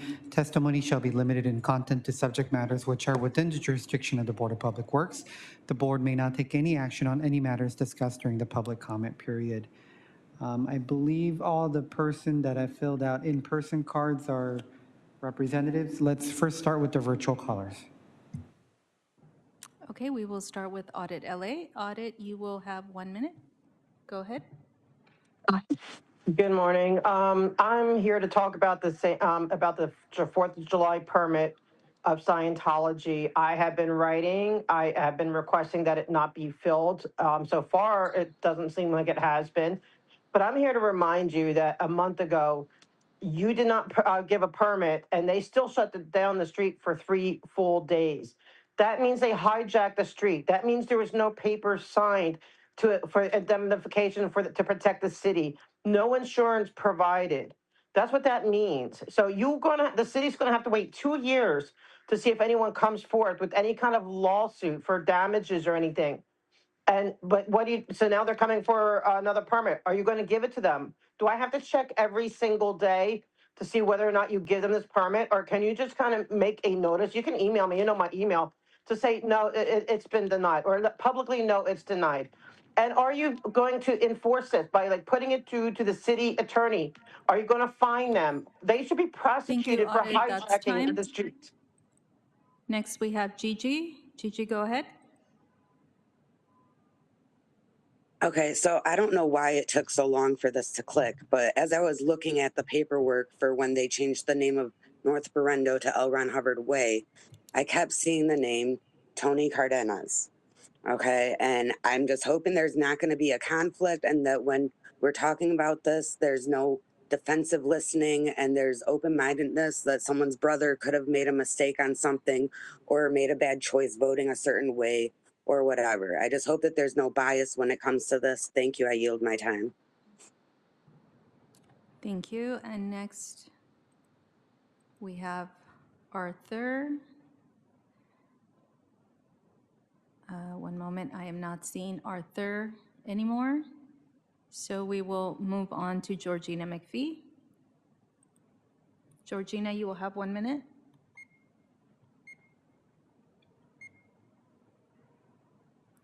Georgina, are you there? Yes, can you hear me? Yes, you have 1 minute. Yeah, I'm trying to baffle my mind, wrap my mind around the thought that we have a city street named after a cult leader, a family destroying, child trafficking, criminal enterprise, and we have a street named after the guy who perpetrated the U.S. government with the largest and penetration of the U.S. government was by L. Ron Hubbard and his operatives, and yet we have a street named after him. Is Charles Manson Way going in next to it? I'm wondering what cult leaders are going to be represented next, because I have some suggestions. Maybe Reverend Sun Young Moon Way can be next. Maybe, who's the guy for the FLDS? Oh, he'd be perfect. Let's do a street named after him next. Either Georgina, that or that's we time. can. Children's Voices Matter. Go ahead. Greetings, everyone. Happy Pride for all the LGBTQI+. And I wanted to mention that in Scientology, people are not allowed to express their sexuality. They are not allowed to be gay. They are not allowed to be bisexual. They are not allowed to be transgender or any of those things. In fact, they are labeled as degraded beings, aberrated, out ethics, or down tone. And a lot of them are suicidal and have lost their lives. So I just want to bring that up. The second thing I want to bring up is a review on Yelp about one of the Scientology buildings in which several young ladies almost lost their lives. On 1404 Catalina Street, Los Angeles, Tabitha Kay from Studio City, California, gives a 1 star. I was in a fashion show here once. A huge fan fell from the ceiling and almost killed the entire Thank group of you. models. That's time. Next, we have Laura FM. Laura, go ahead. Good morning, board. So I want to echo what the other callers were just saying on all accounts, on the fact that you better not be giving Scientology, a human trafficking, family destroying cult, hiding behind a religious entity while we sit here in California all knowing that Scientology is a fraud, scam organization. You can do something right, Public Works. You can make sure that they never receive a permit whatsoever ever again. They violated multiple permits that you have given them. They've covered up their, addresses or covered up names or altered permits to the police when they were asked for a permit because they were shutting down sidewalks and roads that they didn't have permission to do. So why do you allow them to have any more permits when a month ago they shut down the street for 3 days without your approval? When you said no, they didn't care and they did it anyways. Why does Scientology keep getting away with this? You guys Thank keep you, getting Laura. away. You That's time. allow it. That concludes public comment, virtual public comment. Thank you very much. The rest of the comment cards is for single items, so we'll call them up when we get to the item. We'll now close general public comment portion of today's meeting and move on to multiple agenda item public comment. The board will provide an opportunity for members of the public wishing to speak on more than one agenda item during multiple agenda item comment period for up to a minute per item, up to a total of 3 minutes per meeting. This is the only time to speak on more than one agenda item, and please identify the items that you will speak on when you are called. Let's go to our virtual callers. Thank you, President Kang. We have Audit LA. Audit, are you there? Yes, good morning. Is it still morning? Yes. I want to congratulate everybody that was honored today. But again, like Children's Voices Matter said, it's like for people who are talking about Scientology, it kind of hit me really hard. You have a beautiful presentation, everything that the Commissioner Grant said and everything. And I was in tears, okay, literally in tears. I'm still fighting tears. And not because that, we've come so far in the city with recognizing that we're all created equal. We all have a right to be under the sky and on the grass, like, the poem referred to. But I'm thinking of my friend Serge, okay, and Nora, who were in this city during all this fight, okay, for rights.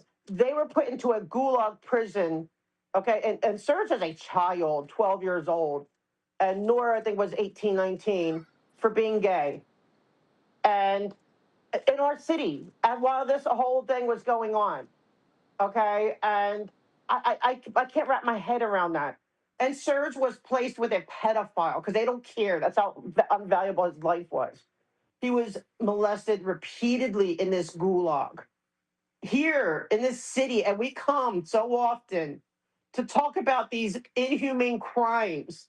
Okay, and this is during Pride Month.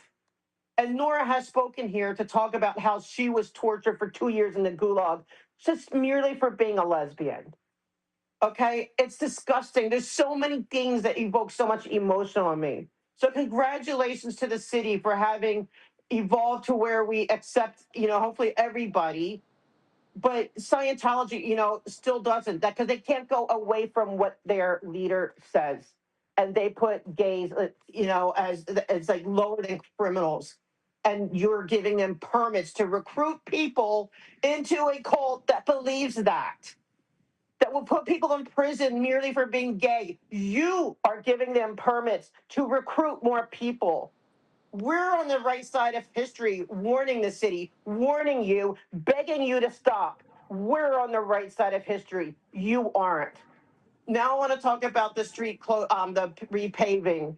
I want L. Ron Hubbard repaved, okay? Because slave indentured servants, including children, paved that road. And you guys gave that road to them, okay? Not just in name, but with this R permit. And it's not you, I get, this was way before you. But it's, why do we have a street that was paved by indentured servants? I can see maybe back then you didn't know, the city didn't know. Okay, well, you know now, okay? There's enough evidence out there, there's enough information out there, you know now. Thank you, I've Audit. That's requested, time. thank you. Next, we have Georgina McPhee. Georgina, go ahead.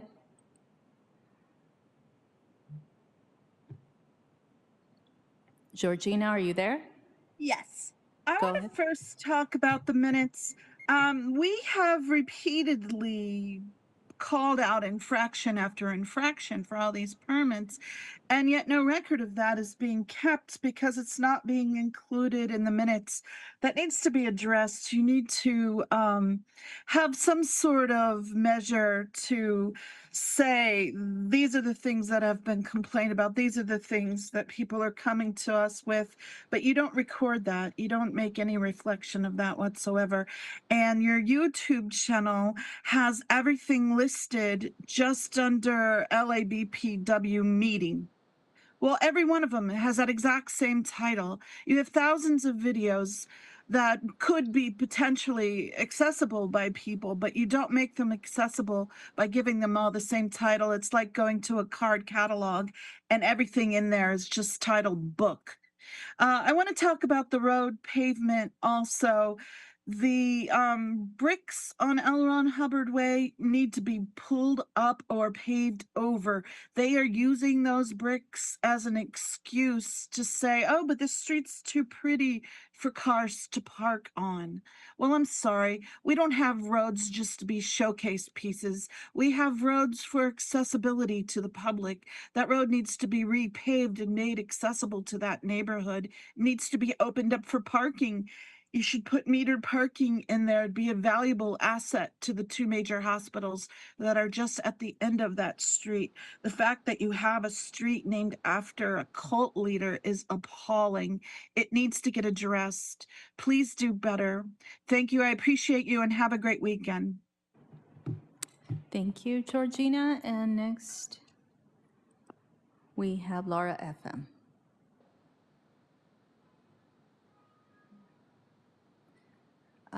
Laura, I have not seen you on the virtual. Oh, I see you. Laura, go ahead. Hi, thanks.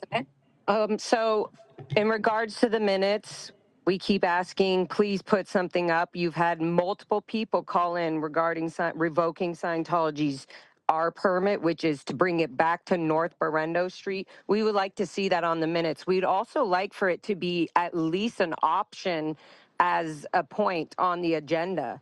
Why, after years and years, has this not come up? As you say that, you know, we cannot address anything, no board members can address anything to the public, but then do something, because we have been doing this. We've been calling about this over 3 years now, and we need for our cases against Scientology to show whether you guys have the ability to change it or not, that we have been contacting you and that we've been telling you to stop giving them permits. Please make that obvious on the minutes as a one-line sentence. Laura FM called in asking to revoke Scientology's R permit, bring it back to North Berendo Street. Audit LA asked you to stop giving them permits, do not give them the 4th of July permit. Things like this. It's important to people that were born and raised in a long lifetime slave organization of Scientology for you guys to just lift your pinky and do a few typing sentences that show the minutes, that show people who have called in and what they're talking about. It's disrespectful to the public, especially people like ourselves who have been calling for 3 years over Scientology's permits. And we do appreciate that they have slowed down, and we've seen that, but it needs to end fully. You don't just like partially stop abusing children or partially stop abusing elderly. You have to completely shut it down, and Public Works has the ability to do that. So that going into the neighborhood councils, they also have the ability to make that change. A neighborhood council, knowing that Scientology is infiltrating their neighborhoods, which is everywhere in Los Angeles, every single city, every single area of Los Angeles is taken over by some form of front group of Scientology. And so for them to have the booklets that we as the children of this cult of Scientology took our time to print out for you guys and for the city to uninfiltrate Scientology from your guys' work. It's hard work that you guys are doing, and Scientology is just infiltrating it, using you guys up, using the taxes, using your permits, and using the neighborhood councils. Literally being on the boards or being at the neighborhood councils meetings solely to find out what the city needs in each neighborhood, so that Scientology can come in with their fake infiltrating groups and their fake ass neighborhood volunteer counselors who want to, quote, come in and clean up the world when they do nothing to clean up the world. All they're doing is literally recruiting people who are cleaning up the city. That is the whole intention of them being connected to any sort of cleanup Thank you. programs That's time. or any hood neighbor. That concludes our multiple agenda items. Thank you very much. With that, we will close multiple item public comment portion of today's meeting and move forward with the approval of minutes for Monday, June 15th, 2026.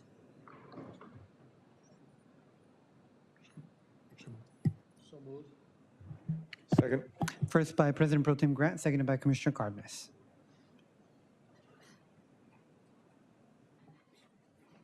Thank you. We'll take a roll call vote. President King? Aye. President Pro Tem Grant? Aye. Commissioner Mitchell? Commissioner Cardenas? Aye. All ayes. This item is adopted and carried forthwith. Thank you very much. Item number 2 will be pretty quick, so we'll start with item 2 and then go back to item 1. So I want to invite our Bureau of Street Services, and then I'm going to call up, there's public comment, Rogelio Martinez. Good morning, Commissioners. It's always a pleasure to be here with you today. I'm Marisol Rodriguez with the Bureau of Street Services, and I am here to report on metrics within the metro region for this fiscal year from July 1st, 2025 to May 31st, 2026. So as you all know, the metro region encompasses council districts 1, 5, 8, 9, 10, 11, 13, 14, and 15, so quite a large area. So within this time frame, the Bureau, our Urban Forestry Division has trimmed 16,457 trees to date. A little over 101,000 miles have been swept, and we have completed 15,400 pothole requests, as well as worked on, addressed over 12,000 obstructions that were reported. We don't have the presentation up on the screens. However, in your presentations, you will see an action shot of our Urban Forestry Division trimming trees in Council District 14 on Flower Street, as well as our concrete crews completing an access ramp in Council District 8 on the corner of 67th Street and 11th Avenue.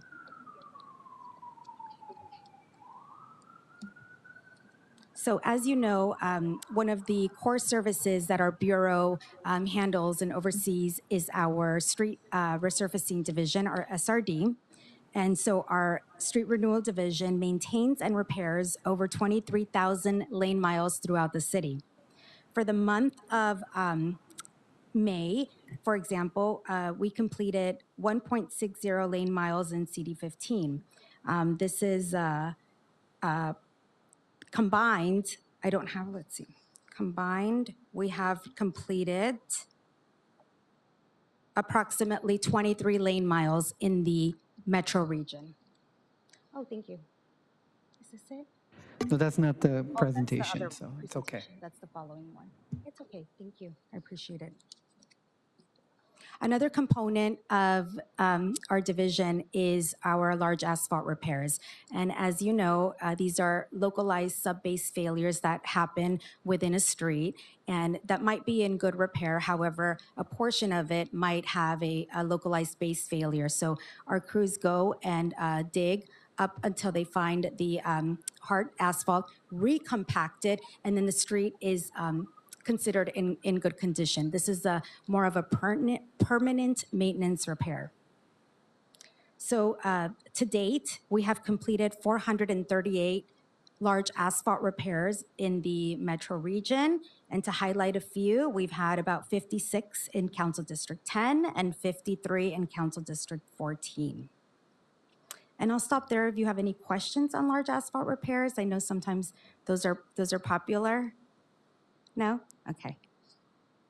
So I just want to remind the public that we are here for you. Street Services handles a variety of requests from tree trimming, asphalt repairs, to pothole request, to obstructions in the public right-of-way, to special events. So if you need assistance from us, you may reach us through the MyLA 311 app, through our through lacity.gov, MyLA 311, or calling 311. Thank you so much, and we appreciate your time, and we appreciate the board's support. Thank you, thank you. Before we go to commissioners, we do have one public comment I do want to bring up. Rogelio Martinez.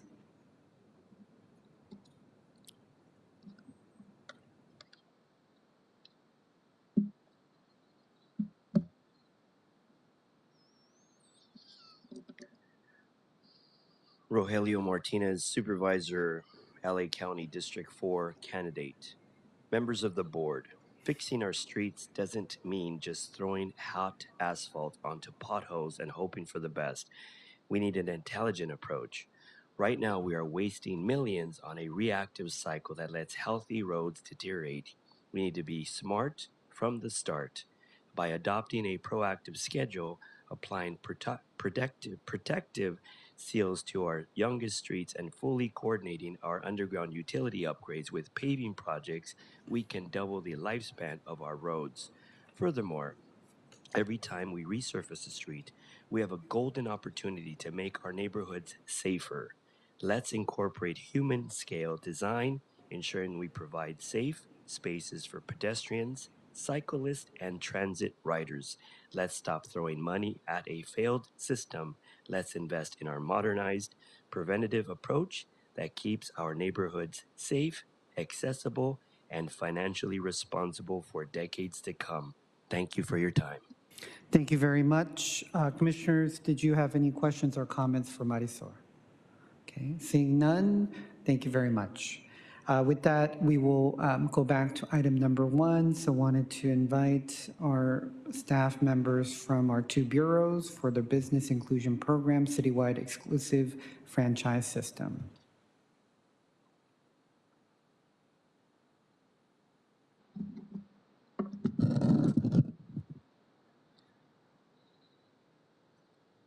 Can I say good morning? It's 11:59. Yeah. Good morning, President Kang, President Pro Tem Grant, Commissioner Mitchell, and Commissioner Cardenas. My name is Paul Cobian. I'm the Acting Division Manager of the Solid Resources Commercial Franchise Division, also referred to as Recicla, with LA Sanitation and Environment. I'm here today to provide a brief overview of the Recicla procurement background before introducing my colleague from the Bureau of Contract Administration for them to present their Business Inclusion Program, also known as BIP, evaluation results. At the direction of City Council under Council File number 231032, LASAN developed a new request for proposals for the Recicla program to establish new contracts effective February 1st, 2027. On September 15, 2025, the Board of Public Works authorized LASAN to distribute and advertise the RFP and negotiate personal service contracts for the citywide exclusive franchise system.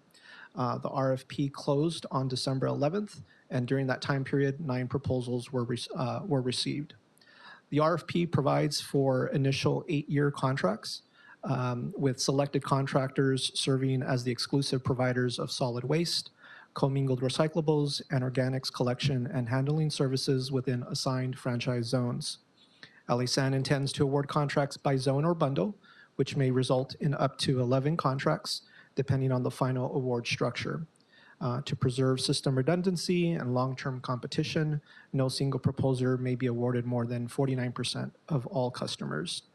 Based upon this board's decision regarding the proposer's BIP responsiveness, LA San will proceed with negotiations and will return to this board with recommended contractors and a request for authority to award and execute contracts subject to the mayor and city council approval. And so with that, I will now invite Patricia Fayas from the Bureau of Contract Administration, who will provide an overview of the BIP evaluation process and results. Thank you. Thank you.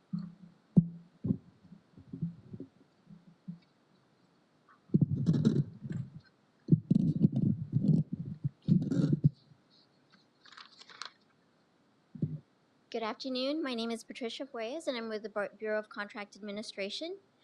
BCA performed an audit for LA San's initial business inclusion program review for all 9 proposals received for this opportunity. Out of the 9, 7 met all of the BIP requirements. However, 2 proposers failed to meet all of the BIP requirements. The first, Valley Vista, did not submit their BIP Schedule A form. They were notified of their failure on April 29th, 2026. The second, Ware Disposal, submitted a blank Schedule A, and they too were notified of their failure on April 29th, 2026. Valley Vista responded to the fail letter on April 30th. They claimed that they completed and submitted a Schedule A. At the request of Valley Vista, BCA re-examined their proposal and found that the form they were referring to was the Ethics Commission Form 55 Schedule A, separate apart from the BIP Schedule A, which was not submitted with their proposal. Valley Vista submitted a BIP Schedule A only after the city requested for the location of the completed Schedule A, which was 6 months after the proposal due date. In addition, although Valley Vista Valley Vista claims that they met, although they met BIP indicators 2, 3, 4, 5, and 7, the BIP requires that proposers meet all of the indicators to be deemed responsive. And according to Appendix 7 of the proposal that was posted on RAMP, it states that each indicator, 2 to 7, is evaluated on a pass or fail basis. All indicators 2 to 7 must be passed to be deemed responsive. Since Valley Vista did not meet indicator number 6,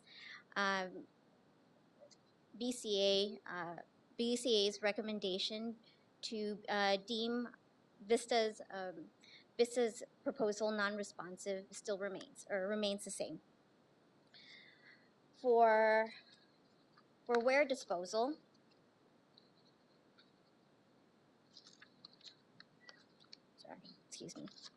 For Ware Disposal,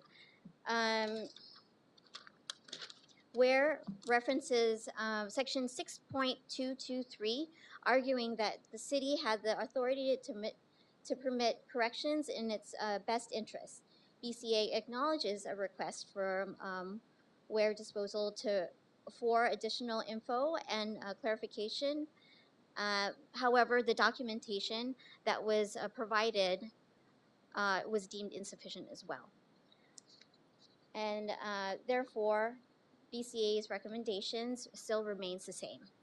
And that is the end of my presentation, and I'm here to answer any questions you might have. Thank you. Thank you very much. I know there were a couple public comment. I'm not sure if these are representatives, but Sandrine Cassidy.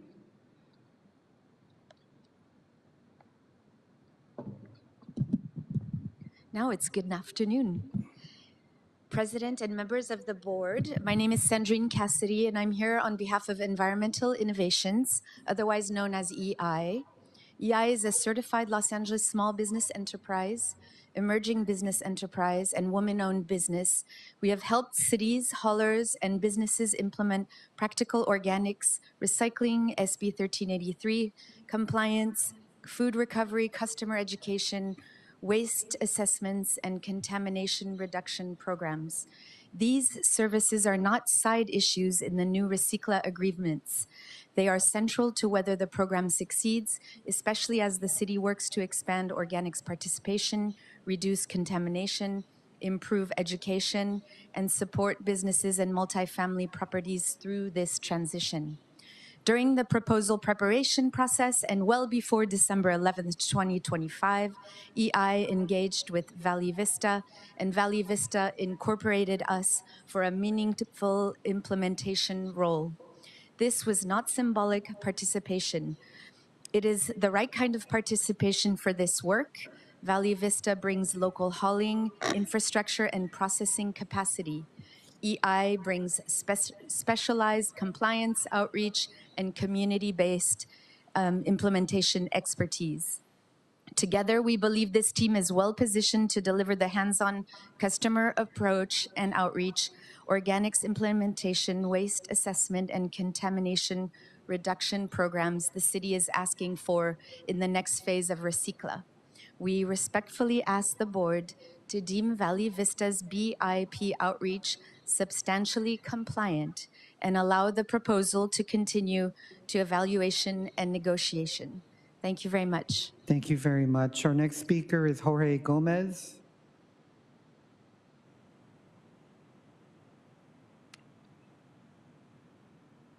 If you're presenting, I'll call you later. This is just for a 1 minute comment. 1 minute comment? Okay, great. Small comment.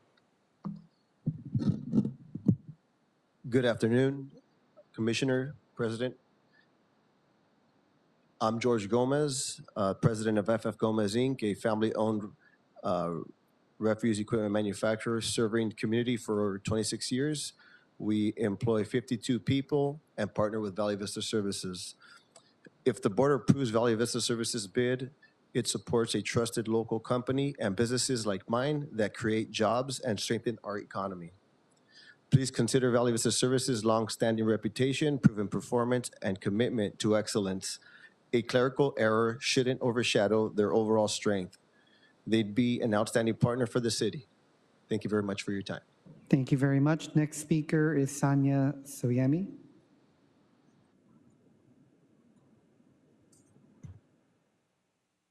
Yes, good afternoon, board members. My name is Dr. Sonya Shoyemi. So I'm here to appeal on behalf of Valley Vista on the recycle proposal. So the Shoyemi Group is an IT and project management consulting firm. So we've been around for about since 2013. So personally, I have over 25 years in IT and project management to support their proposal. So one thing that I want to say is that we're going to be supplementing their IT staff. We will also be working with them in the implementation of change requests. So Valley Vista, the BIP, they support BIP initiatives so that they want to enhance and mentor small businesses. So because of that, I ask that you please grant them opportunities to move forward. Thank you. Thank you very much. Next speaker is, I believe it's Jason Rust. Okay, then we'll come up later. And Tony Tones.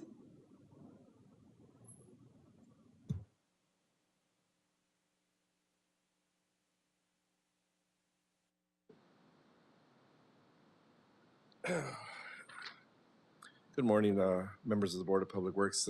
My name is Tony Torres. I'm the owner of Torres Consulting, public outreach firm with over 25 years of experience working in Southern California. and proud to have worked on the Solid Waste Integrated Resources Plan on behalf of the City of Los Angeles in the mid-2000s that led to Recycla. So my firm participated in conducting meetings across the City of Los Angeles to hear from stakeholders about what they needed or wanted in the Recycla program. Also was a part of the 2017 Recycla program with another waste hauler. I want to call attention to the board report that's before you that confirms that Valley Vista Services met every evaluated indicator in their proposal with the exception of Schedule A.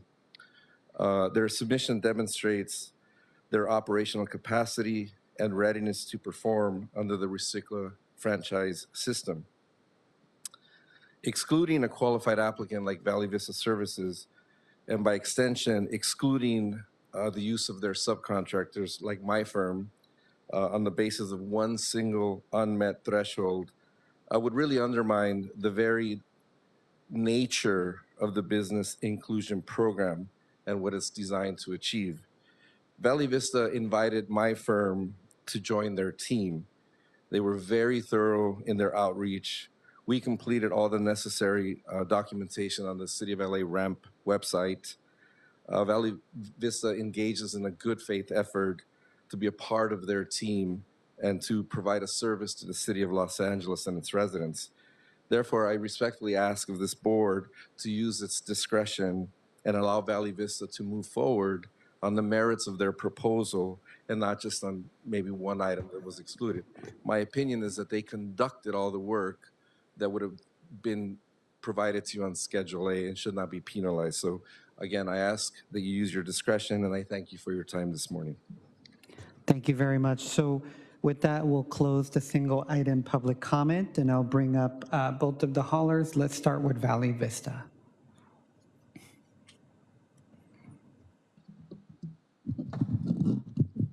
Good afternoon, President Kang and honorable commissioners. My name is David Perez. I'm here representing Valley Vista Services as its president and CEO. As I look here in this room today, I'm very happy to be here in front of you. And I kind of wonder to myself, when my grandfather expected me to be here today? Probably not, but he is what led me to this place. He put me on this path. And I say that because he emigrated here in 1916 to settle here in Los Angeles. He started his first market just down the street on Sunset at Figueroa. He toiled many years early on, many jobs, all of them at the same time, until he could open that market. And that's what created his American dream. Many years later, mid-1950s, backyard incineration was eliminated. This commercialized rubbish collection. This created LA Sands' effort to provide services to the residents of LA. This was the opportunity my grandfather seized with his sons to start what is now Valley Vista Services. From those humble beginnings, that one truck and those three men, we've grown that now almost 70 years later to what we are today. My father and his uncles, now myself and my brothers, and hopefully in the future our kids, some are already involved. And of course, our Valley Vista family of over 500 team members, our fleet of nearly 300 collection vehicles, including transfer trucks. Most all of our employees live in the communities they serve. I say that because it's very important to us. It's kind of part of our magic, if there is any, that people that work where they live tend to take more ownership of what they do. And in preparation for that, we began meeting with Mission College to create a pathway from college to career for folks that would hopefully work for us under this contract if we were lucky enough to achieve that goal. And that could include mechanics, truck drivers, customer service personnel, and a whole host of other people, because now, as you all know, this is not the business it was when my grandfather and his sons started it. It's much more complex, much more involved. We need doctors. We need environmental engineers. We need all of these people now to do what's necessary to stay compliant. And we've always held to that credo. We've made huge investments in our people, in their training, in our abilities, in our equipment. That includes building our fleet, building all the back office support, building multiple locations, multiple processing facilities at a great cost, but that's what it takes to stay in this business. Now, that all brings us here today to the matter at hand. So to cover those issues for today's issue, I'm going to invite up Justin to go over the way we see things, and hopefully you'll see some things our way as well.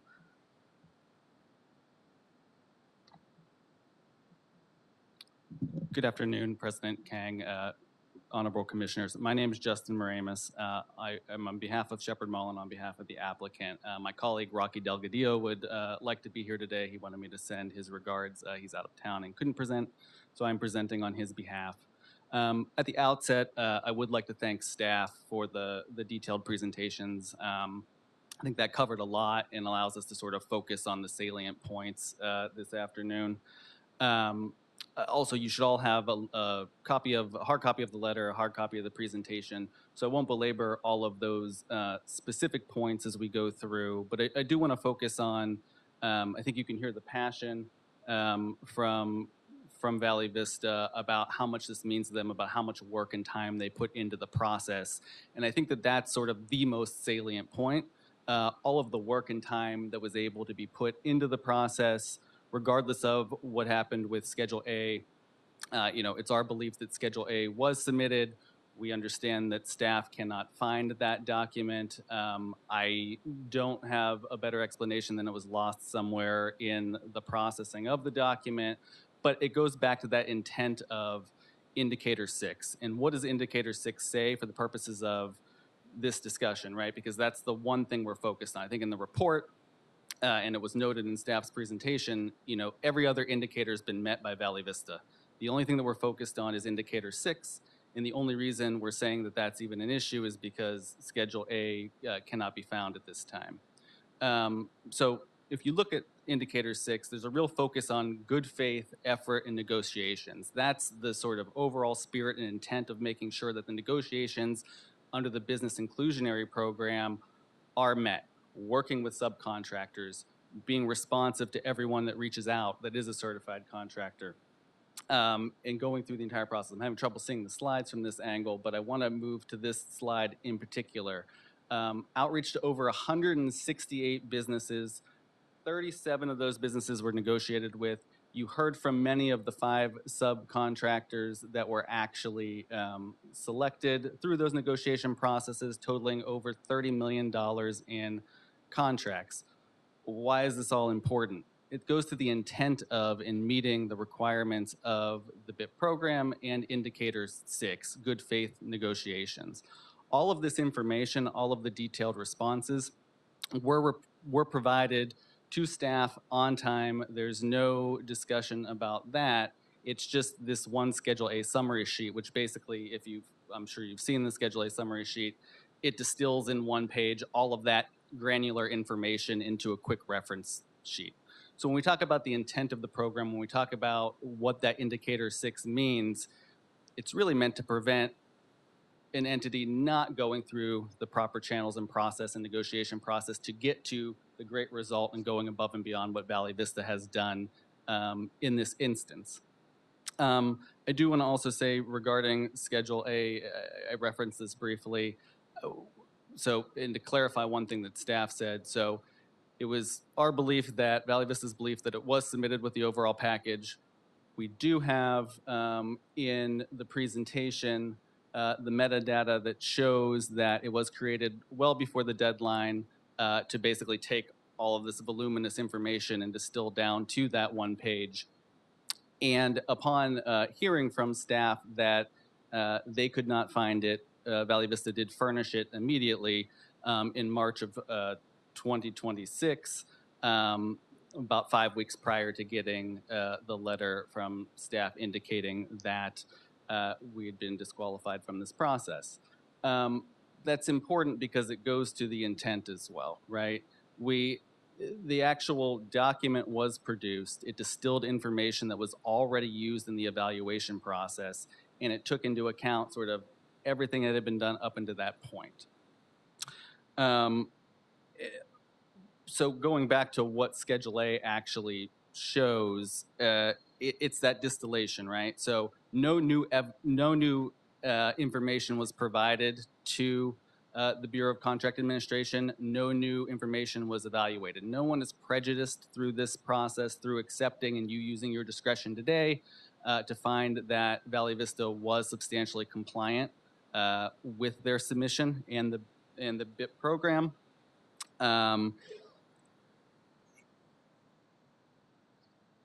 And I should have mentioned at the beginning, the granular detail of everything that's in your submissions. We have our entire team here today. You heard from some of the subcontractors already who are passionate about this project. We are happy to answer any questions that you have on the specifics.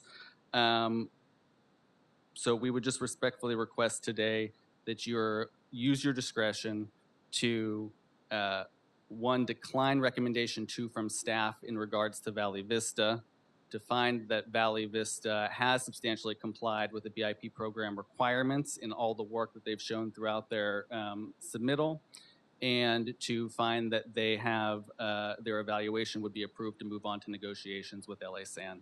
Again, my name is Justin Ramus. I do want to bring David back up to close things out. And then again, if you have any questions, please do let us know. Thank you, Justin. Here in front of me, I have our complete proposal, just to visually indicate that the work was done. We put a lot of effort into this. We've thought about this for many years. We've been very intentional about our desire to be here. And I mentioned investment earlier, and I'll put a little finer point on that. Just in the last few years, we've invested $35 million to build an organics processing facility. It's done, it's open, it's operating. It's one of only 4 facilities in the state of California that's registered as a high diversion organics processing facility, and the first one and only one so far in Southern California. That's one investment. The second investment that's happened very recently, and it's under construction right now as we speak, is our level 3 EV chargers at our facility. First, yes, sir? Oh, I thought you were gonna shut me down. The first phase to charge 20 trucks, with the second phase that can charge up to 40 trucks. I say those things because I think those things are important to the policies created here in LA. I know there was a resolution forwarded on Tuesday regarding organics and the council's desire to increase the city's inclusion in organics and how they manage organics. We are experts in that. I know the city has an idea and a desire to electrify the fleets and to have zero emissions. We're at the forefront of that as well. We're beyond the curve. We're not learning, we're not catching up, we're there. So in closing, what we're asking for, and it's been said a few times, but it's this board's discretion. It's a discretion that only you have. And I believe if you choose to exercise it, it only improves the outcome of the entirety. Now, granted, I'll acknowledge my bias here, but the outcome is improved. One, the more qualified bidders that are allowed to participate in the competition on the competitive side gives LA San more options and, frankly, more leverage, which is important when negotiating. The more players, the more leverage you have. Secondly, it helps the folks, some of which are in this room, some are not represented today, but those people, those minority business, women-owned businesses, those businesses that are looking to us for this piece of work that is going to mean a lot, hopefully to them. I know it means a lot to us. They will benefit from that greatly. I believe, most importantly, the ratepayers of City of Los Angeles will benefit from our inclusion in this going forward. Because again, the best chance they have, or the best way to improve their odds of getting the best service at the most reasonable prices is to include qualified bidders, and we are certainly one of those. I would lay my reputation on it. You can see what we've done in the last 70 years. And you have my assurance that going forward, if we're allowed to participate, we will be a very valued partner and contractor for LA San and the city of Los Angeles. Again, I mentioned earlier I was happy to be here. I am. And especially on this particular day, I had no idea all this was going to transpire. But when you look at this building and what it means, the exterior edifice, it was designed to transmit power and stability. But when you come inside and see the beauty, and I don't just mean the beauty in the marble, the gold leaf, or the mahogany.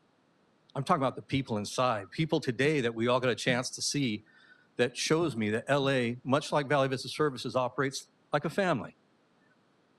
And families are tough, we know that, but they're very rewarding. And I would certainly look forward to being able to call myself part of the City of Los Angeles family. So with that, I'll close, as anybody asking for something should close, with a very sincere please and a very hopeful thank you. Thank you for your time and your consideration. We're here to answer any questions you may have, and I'm always at your service. Thank you very much. So before we bring up Ware, I do want to go to Q&A related to Valley Vista, but before, if staff want to come back up and address any of the points that were raised in the Valley Vista presentation, and then we'll go to Commissioner Q&A. Thank you, President King. I would like to add that the Schedule A, I know that I'm probably beating. I'm not going to say that. I know that it's repetitive, but the Schedule A is a required document, and in the bottom, on the page, written on bold, it says it must be submitted with a proposal. So it is a required document. It's not considered as a clerical error, or it wouldn't be considered as a clerical error. And when the issue of staff not being able to locate the schedule, the BIP Schedule A in the proposal, staff or city staff reached out to Valley Vista to give them a chance. It was sort of like a courtesy outreach in order to say, hey, like, we don't see it in this proposal. Can you find it in the proposal that you submitted? And they were unable to. Instead, they identified the Form 55 prohibited contributor Schedule A, which is very different from the BIP proposal. From the BIP Schedule A. So I would like to mention that.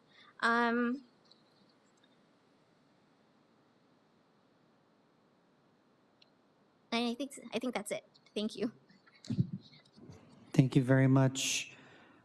Commissioners, we'll open up for a question related to Valley Vista before going to Ware. Happy to start for staff if you want to come back up. So according to Valley Vista's presentation, they submitted Schedule A on December 11, 2025 at 9:42 a.m. before the due time of 2 p.m. And then at the request of LA San staff, they resubmitted Schedule A to March 20th, 2026. Is that accurate in terms of the timeline? Oh, I'm sorry. Could you repeat that? Is that accurate in terms of the timeline? The communication or the metadata date stamp. Is that The date stamp? Oh, the date stamp. The date stamp, yes. So in the original response to the fail letter, in the original response in the fail letter, Valley Vista listed 4:03 p.m.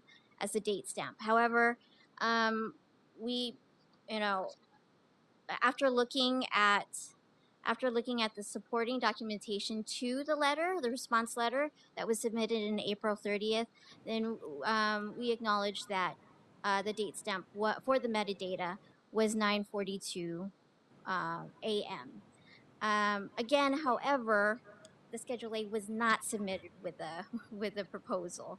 It's nice to see that that they created that Valley Vista created the Schedule A, that before the due date and time. However, it was not submitted with the proposal, and then there's no guarantee that it was completed, at the time of the proposal due date. Just saying.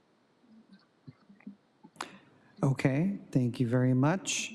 And then in terms of, just a posing question for the staff, if Valley Vista completed, seems like every other outreach requirement and the subcontract information existed in RAMP, did the staff, what led to your conclusion that the submission of Schedule A was substantial rather than a minor clerical error?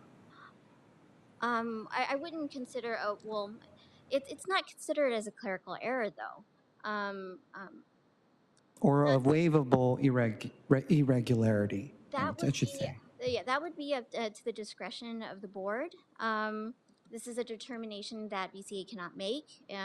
Our findings are based on what is written on the RFP and what is written in the Executive Directive number 13, which is the Business Inclusion Program. So it really is the board's discretion to make this determination whether to deem Valley Vista substantial, that they substantially met the BIP requirements. Thank you very much. For staff, any other commissioners, questions? President Pro Tem Grant. Thank you. For me, I guess, I have been impressed by sort of the number of exemplary projects that Valley Vista has engaged in and recognizing the complexity of this issue. But I'm also concerned about this contradiction between what is a requirement in order to properly assess and make determinations about proposals versus sort of the discretion of what could be perhaps a waivable error. And can you explain the reasoning behind why the failure to provide Schedule A results in an automatic disqualification? What is that fact, the absence of that document, such that it impairs the work of the Bureau to be able to assess the proposals? So, excuse me. So the Schedule A is a required document for an indicator, for indicator number 6, which is the negotiation in good faith requirement. Now, the BIP is a pass or fail. It's a pass or fail requirement. So each requirement, each indicator needs to be met in order for a proposer or bidder to be, to be deemed responsive. And if they don't meet all those indicators, then it would lead to the proposer it would lead to the bid or proposal to be rejected. Now, I would like to add that the Schedule A is like the foundation of the BIP. It is what a proposer lists. It's the subcontractors. It lists all the subcontractors that the proposer intends to use for the length of the contract. So if that's not included in the Schedule A, then is it just a summary? No, it lists. Okay, so the requirement along with the Schedule A is to provide the bids or the quotes, the subquotes or letters of intent or the subquotes of the subcontractors. And so during the review, LA Sands initial review, and then BCA's audit of the review, we cross-check the Schedule A, which is included with the schedule with the proposal, and then the quotes that go along with it. And then another document that's required for the negotiation good faith is also the BIP summary sheet, which was completed by Valley Vista before the due date, and that document requires the proposer to list all of the subcontractors that they had reached out to, and that also reached out to them. like approach them either through the ramp or, you know, any other avenues, and then they have to document it, like why a proposer or a subcontractor or subconsultant was selected or not selected, and so we go through that thorough evaluation to see if, you know, if the outreach and then the negotiation in good faith is a robust one. Okay, thank you. Thank you. Commissioner Cardenas. Okay, thank you. I needed that explanation because what you're saying is you refer to Schedule A and then you look at the details that are later in the package. So the information's there. It's, if I can use an analogy, it's, you know, I'm taking my engineering exam and I went ahead and I didn't turn in my answer sheet, but I also turned in all of the backup documentation that figured out how I got to my answer. So the the answer's there. It just wasn't on the quote answer sheet. But if you look at the last page of my you know, work, you'll see that the answer's there. All right. So you just told me that you look at Schedule A, and then to verify the information that's on Schedule A, you refer to the documentation, the backup that was submitted, correct? Well, okay, so the supporting documentation, like the BIP summary sheet, that was completed after the bid proposal time. So I think that it was time stamped on ramp. Let's see, at 11:48 a.m. The day after the proposal due date. So Okay, but yeah, all of the backup documentation was submitted on time, correct? well, that backup documentation was submitted after the due date, which is fine. That so The entire big binder package was turned in on time or was not? okay, so what's in that bid binder package? The Schedule A was not included. That's not my question. Nor the supporting documentation. So the BIP summary sheet is not included in the proposal packet. It's included. It's uploaded. It's completed through the ramp. So that's separate and apart from the bid proposal package submission. So is there or is there not backup documentation that supports the information that was supposed to be on Schedule A? After the proposal due date, though. It was submitted after the proposal due date. I'm not referring to Schedule A. I'm talking about the backup documentation that... Yes, that is correct. The BIP summary sheet was submitted after the proposal due date. Okay. We'll go to Commissioner Mitchell. To clarify, the Schedule A listing subcontractors in their quotes is required as part of the bid package that was due on December 11th, 2025 at 2 p.m., correct? That's correct. That's correct, Commissioner Mitchell.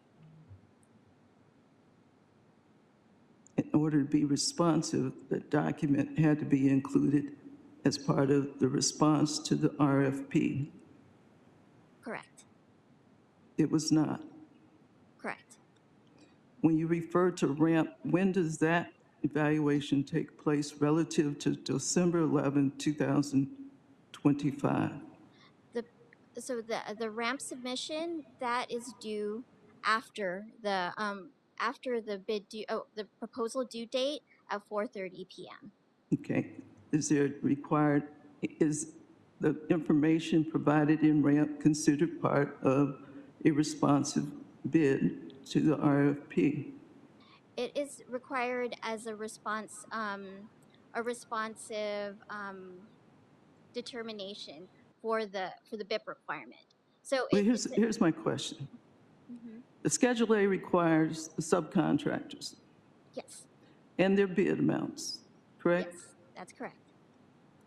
That's supposed to be in the bid document, the response to the bid document. Yes. That was due by 2 p.m., correct? Yes, It was not included as part of the bid documents, correct? that is correct. And that's what makes it non-responsive, correct? That is correct. Regardless of what gets submitted to RAMP, that's not part of the bid document that had a specific date and time for its submission, correct? That is correct. And that's the problem. Yes. And at some point in time, that became known or made known to the contractor, either by BCA or through its own review process. Is that correct? Correct. And when did that happen with regard to BCA? BCA performed the audit in April, which is 6 months after the proposal due date. Okay. And was there any communication with the employer, not the employer, I'm sorry, I have to change my hats. Was there any communication with the, that was what, April 29th or Yes. 2026, correct? Mhm. Say yes, please. Yes, yes. Okay. And was there any other correspondence before then with Valley Vista? No, there may have been correspondences in the initial review from LA Sound, but I can't answer to those correspondences. Okay, do you, where in the staff report, there's an indication of, hold on. Make sure I'm not getting my dates confused with, okay, never mind, different contractor. So on April 29th, 2026, that was when BCA sent a letter indicating that it was deemed non-responsive because the Schedule A was not submitted, correct? The letter was sent by LA Sound, but yes, the city notified them. At what point in time in the staff report there's an indication, hold on.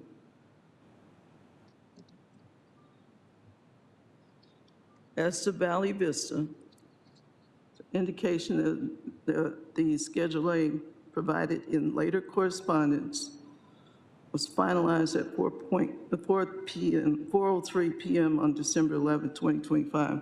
Was that correspondence in relationship to the BCA letter of April 29, 2023? It was, yes, it was in relation to the LA Sound letter dated April 29, 2026. Was the omission of Schedule A deemed to be a material irregularity?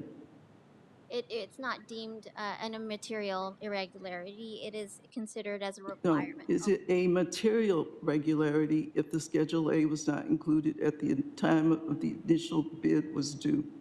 I'm sorry, I don't understand the question. Can you simplify, please?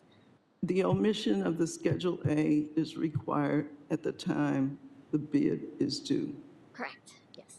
So its omission, in other words, the fact that it wasn't there is a material regularity. Can you define what a material irregularity I'm is? just quoting your own language, but anyhow, is it substantial? And is that the basis for which it was deemed to be non-responsive? Yes, that's correct. Okay, My apologies. no problem. Sometimes we speak legalese up here, so. All right, thank you. Thank you. President Pro Tem Grant. Using my colleague's example, there was a case when I was in school where I had the answer, but I couldn't show my work product, which raised all sorts of suspicions. We know the answer wasn't provided, Schedule A, at the time the bids were submitted. Commissioner Cardenas' question, was the work product there showing what would have resulted in Schedule A, was that included in the initial bid? No, And when did you receive that information about the work? Or did you ever receive that information? we received it when we requested for LA Sound to send a clarification email to them while we were doing the audit for their initial review.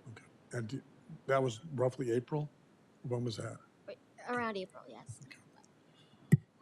Thank you. So before we move on to where, I do want to bring up Valley Vista one last time, Okay. if they have anything else to add.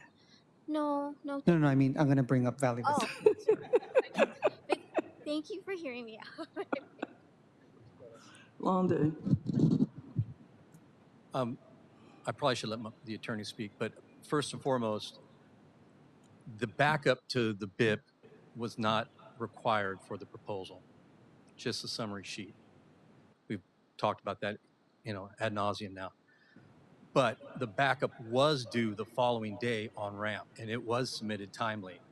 And there's enough work in that submission that would clearly indicate it had transpired months before the due date of December 11th. And we've had testimony here today to verify that as well. So that was something I had to clear up immediately because it seemed like it's like we didn't do anything till April. That's certainly not the case. And I'll let Justin add. Yeah, again, Justin Moramis for the record. So what was just stated is accurate, right? There's sort of two deadlines. I'll simplify as much as possible. The Schedule A with the proposal would have been due on that December 11th date by 2 p.m. All of the backup information through RAMP would have been due by 4:30 the next day. That was all timely filed. That clearly, as we heard, was utilized and is utilized extensively as a part of the evaluation process and then referred to with Schedule A. One other clarity that I want to just clear up with Schedule A. So the notice from LA San as to their determination on the responsiveness of the proposal was sent on April 29th. The actual Schedule A, once we were notified that it could not be found in the files, was submitted to the department about 5 weeks before that in March. The disparity in the Schedule A discussion that was in the earlier presentation is that within the RFP, there's actually two separate documents labeled Schedule A, the one we're talking about today and one that's not related to this at all. Unfortunately, through that communication, there was some miscommunication. We originally provided the other Schedule A, which was provided and is found in the initial proposal, and then immediately after that followed up with the correct and complete Schedule A that we're discussing today.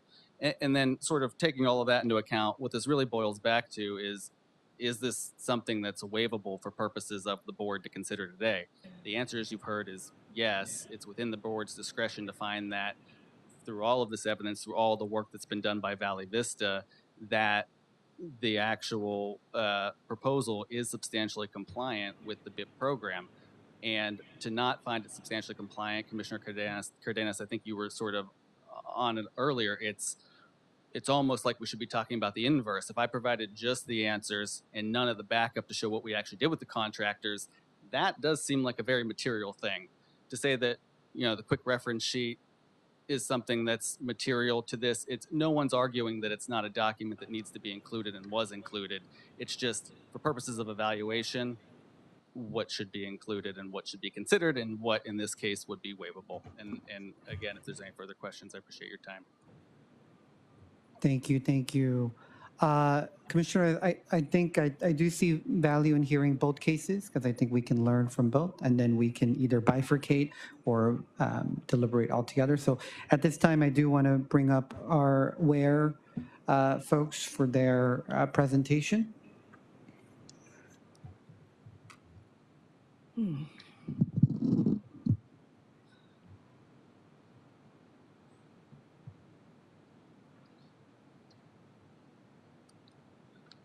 Well, good afternoon, President King and the rest of the commissioners. My name is Jason Rush. I'm the Legislative Director for Water Disposal. I'd like to apologize for my voice. At 97:59 of the game last night, a very bad decision was reached by the referee, and 70,000 of us at SoFi were very displeased. With that said, I won't rehash much of the legal argument that Valley Vista has made. We're virtually down the same path, so there's no point of rehashing that. It should be noted that we are the only woman-owned business enterprise and have been that for the last 10 years as part of the recycle process. He circled back to his beginning. We started here in the Mid-City area in 1968. When we were selected back in 2016, just down the hall here, we returned to our roots here. The pride that meant for us was immense. And more importantly,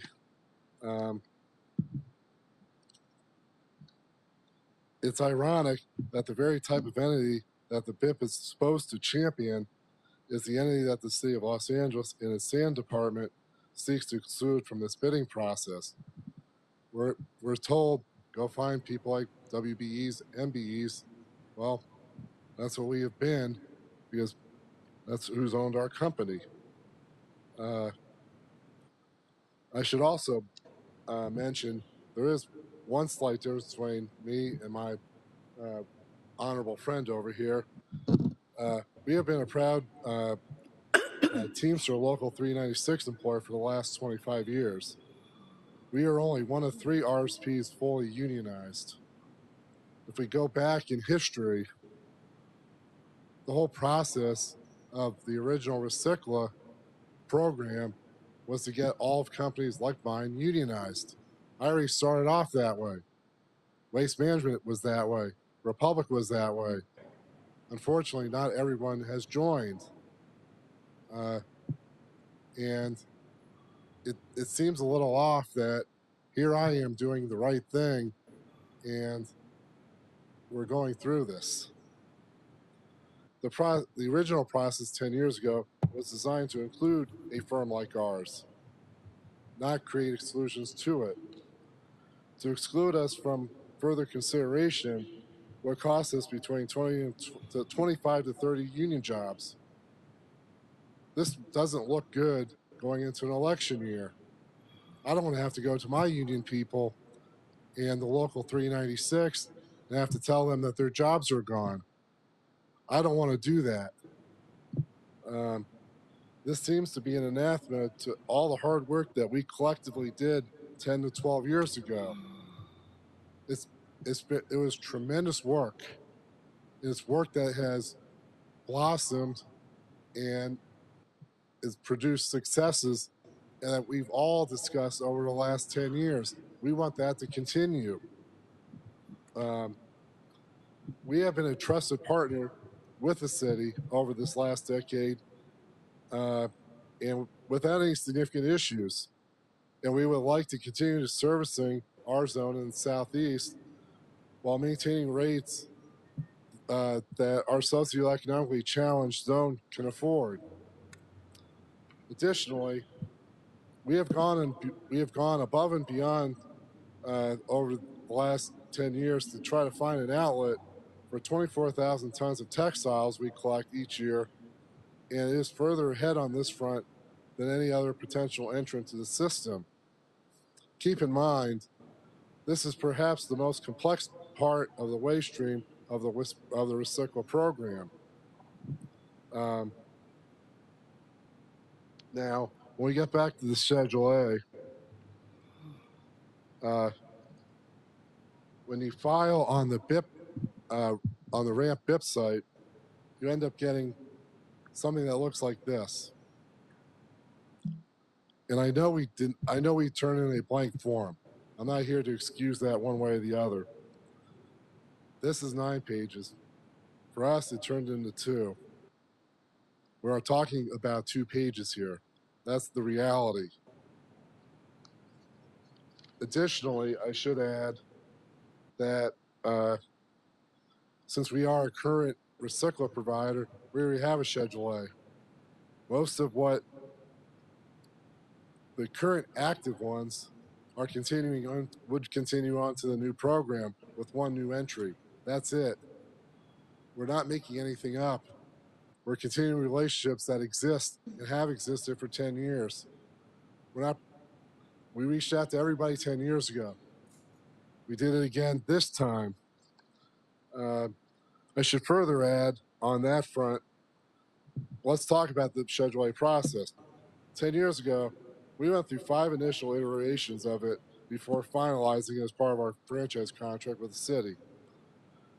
During franchise administration, last I can go through my records, we have made 6 changes to it from what I went through over the last week. Essentially, it's a living document meant to breathe during a contract. It represents a beginning point of working with other businesses of all stripes during a contract with a city. If there are opportunities to add, the opportunities exist. We will find them and we will add them. As I said, we already possess one.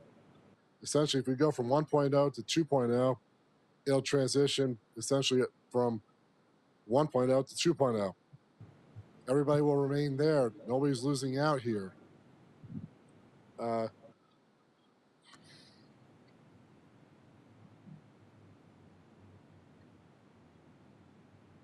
Keep in mind, as I said earlier, everything that you have found on here is found on the Schedule A. When the city asked for it, we provided it within 24 hours. We assumed at that time, in the way it was written to us, that it was simply asking for a clarification. So we went through, summarized this to this. As I said, it's a living document. What it is, what it would have been in December 11 of last year, but if we end up going to 2.0, there's probably another outreach opportunity the city will create so we can see if we can find additional, just like we did a decade ago.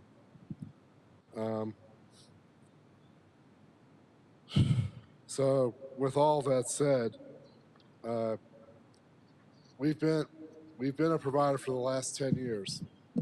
As I said, we've had no significant issues with this city on any issue over that period. It feels a little off that we've performed, and now we're going down this path. And I'll just remind you that at the end of the day, we have played ball. We've been unionized for 25 years, and we don't think it's necessarily appropriate that you take 25 to 30 union jobs and you essentially look at them and say, well, maybe they're not as important as some others. For us, they are the important ones. We want them. We want them to remain with the union. We've had that partnership. We think that's vital. With that, as my learned friend here said, we would direct LA Sands to immediately reinstate us for our proposal for full consideration as part of this process. Thank you. Thank you very much. With that, we'll take some question and answers for both. Staff members want to come back to the podium.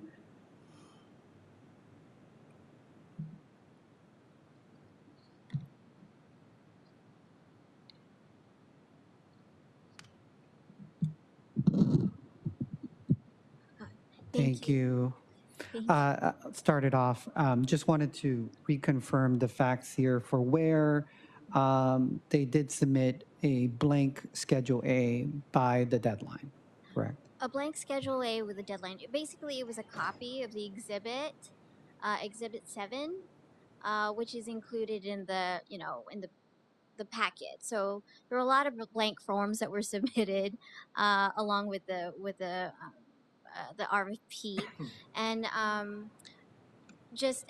the blank Schedule A didn't even have the where disposal's name listed on it, no dollar amounts. It's just blank, and but that blank form was submitted, but our determination was to continue to deem them non-responsive with concurrence with city attorney as well. I clarify, I didn't, Deputy City Attorney Daryl Field. Oh, Daryl Field. Oh, I don't recall concurring with that. And again, this determination is in the discretion of the board. I see.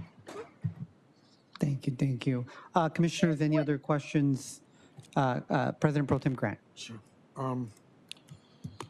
To the representatives from Ware, I applaud your claim. You don't have to get up.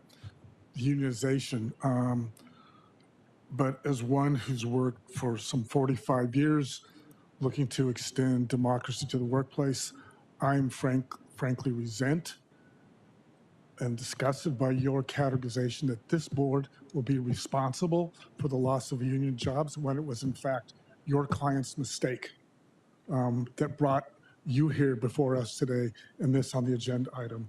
You'd be well served by looking to the humility that Valley Vista came before this board in its approach. That being said, if I could ask again for Patricia, the question of discretion, I think, is one before us. I think that we're toying with. And what I guess, in your estimation, and Ellie Sam as well, what would you look for in terms of triggering the exercise of discretion for emissions in this? And secondly, what is not the error, I guess the problem that would result if discretion were on missing schedules or documents that are presented before the board?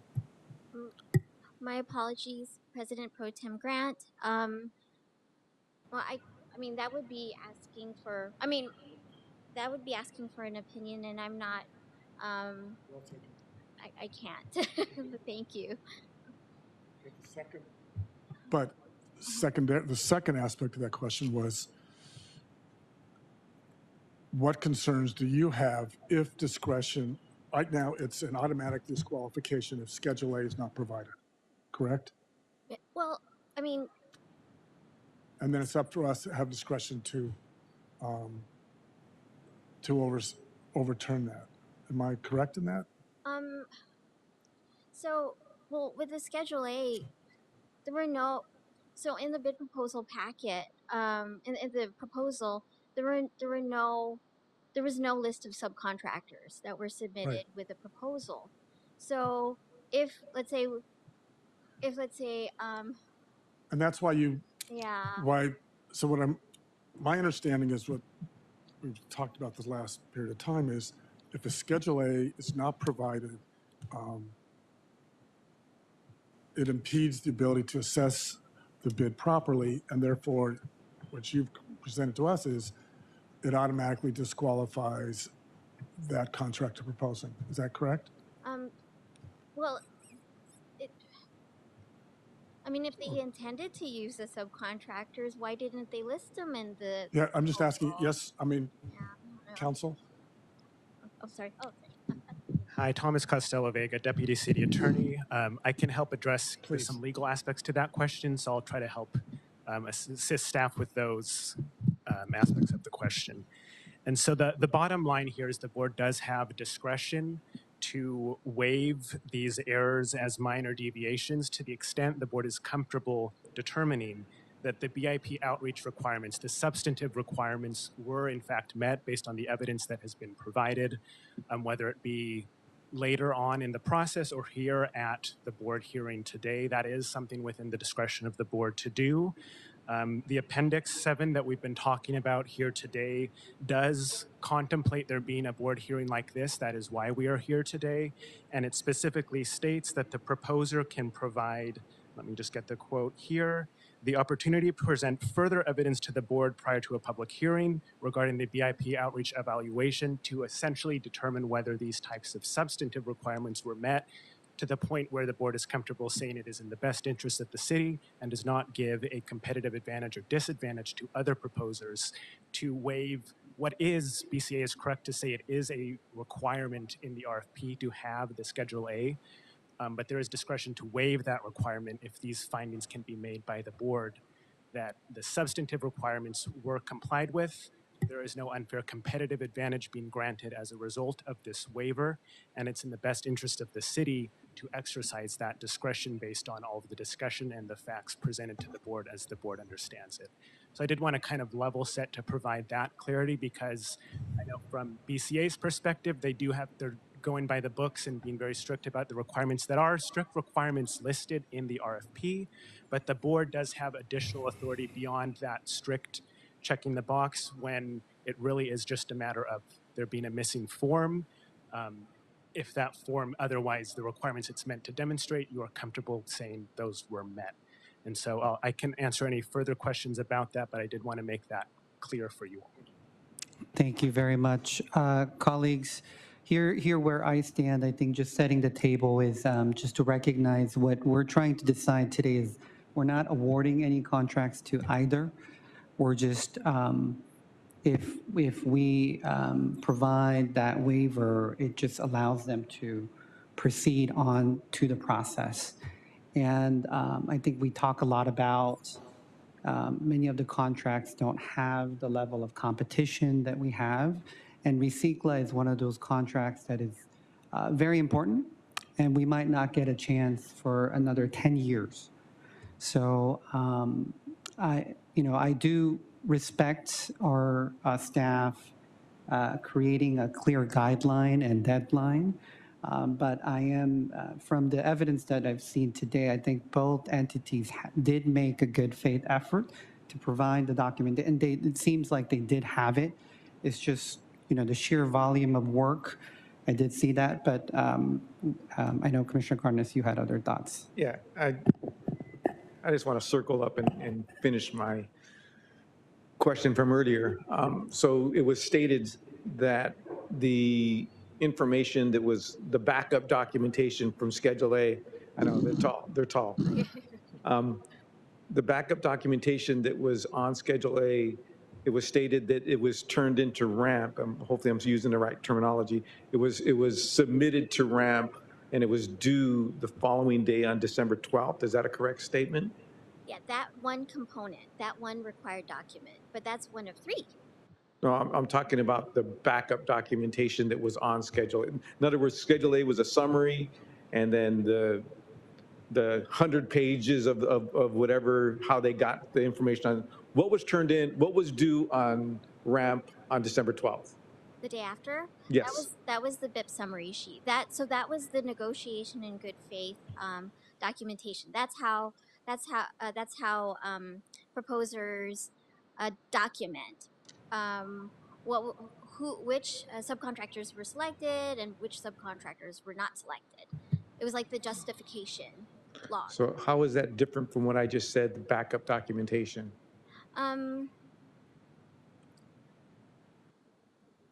Well, the backup documentation the quotes should have been submitted with the proposal. So that's what's considered as a backup documentation. So the Schedule A should have the bid quotes Correct. submitted with the proposal. Correct.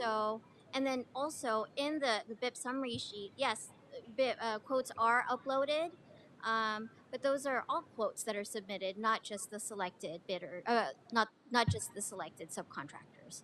So it is. I mean, it's interconnected. It's connected. It's there. We can use different words, but it's there. Submitted after the bid proposal due date. But it was required to be submitted in RAMP the day after. But they're two separate deadlines. That's why I said the day after. So on the 11th was scheduled for this.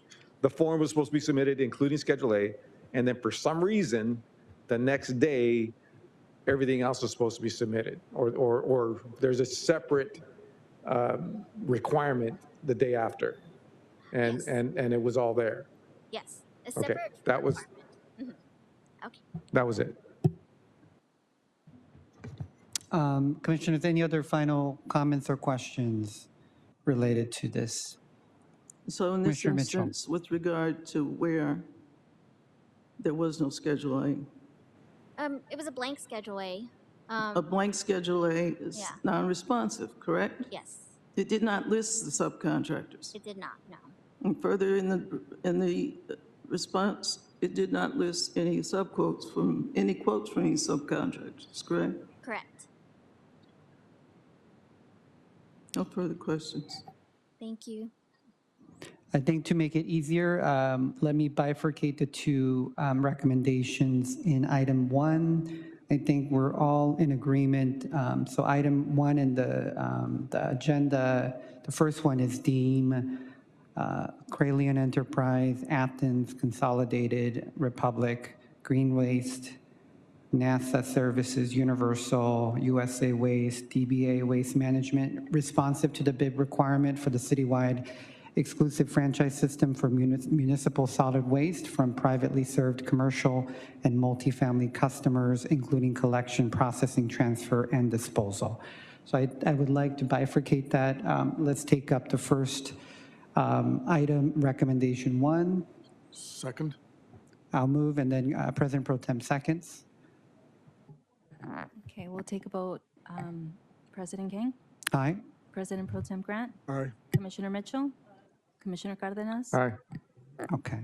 And then related to the second, for vote Valley Vista and Ware, as I stated, that's where I stand as our legal counsel stated. I think from my interpretation of our discretion is also what understanding the requirements, what would be the best, what would serve the best interest of Angelenos. And at this point, I think given that both entities have made good faith effort, and I do think that it was a minor lapse in terms of submitting their documents, and I think all of us have experienced that. And given that this won't come up for another 10 years, I am inclined to grant for both entities, but if there are any disagreements, or I'm happy to move in terms of granting the appeal. I'll second it. Commissioner Cardenas. Sorry, this is Deputy City Yes. Attorney Daryl Field. I just want to clarify, the motion would be to waive the non-submittal of Schedule A as a waivable defect, a minor defect, and deem them both proposers to be responsive. Correct. That would be my motion. Thank you for the clarification. And then Commissioner Cardenas, you are Yes. seconding that? Yes. Okay. Seconded by Commissioner Cardenas. Okay, we'll take a vote. President King, Aye. President Pro Tem Grant, Aye. Commissioner Mitchell, Commissioner Cardenas. Aye. Okay, It does pass 3 this to 1. item is adopted and carried forthwith. Thank you very much. Thank you, commissioners. Thank you. With that, Ms. Reyes, I believe that concludes our items for today. Yes, it does. And our next meeting of the Board of Public Works is on Monday, June 29, 2026. The meeting is now adjourned at 1:13 p.m. Thank you very much, commissioners. Thank you for your time. Mr. Grant?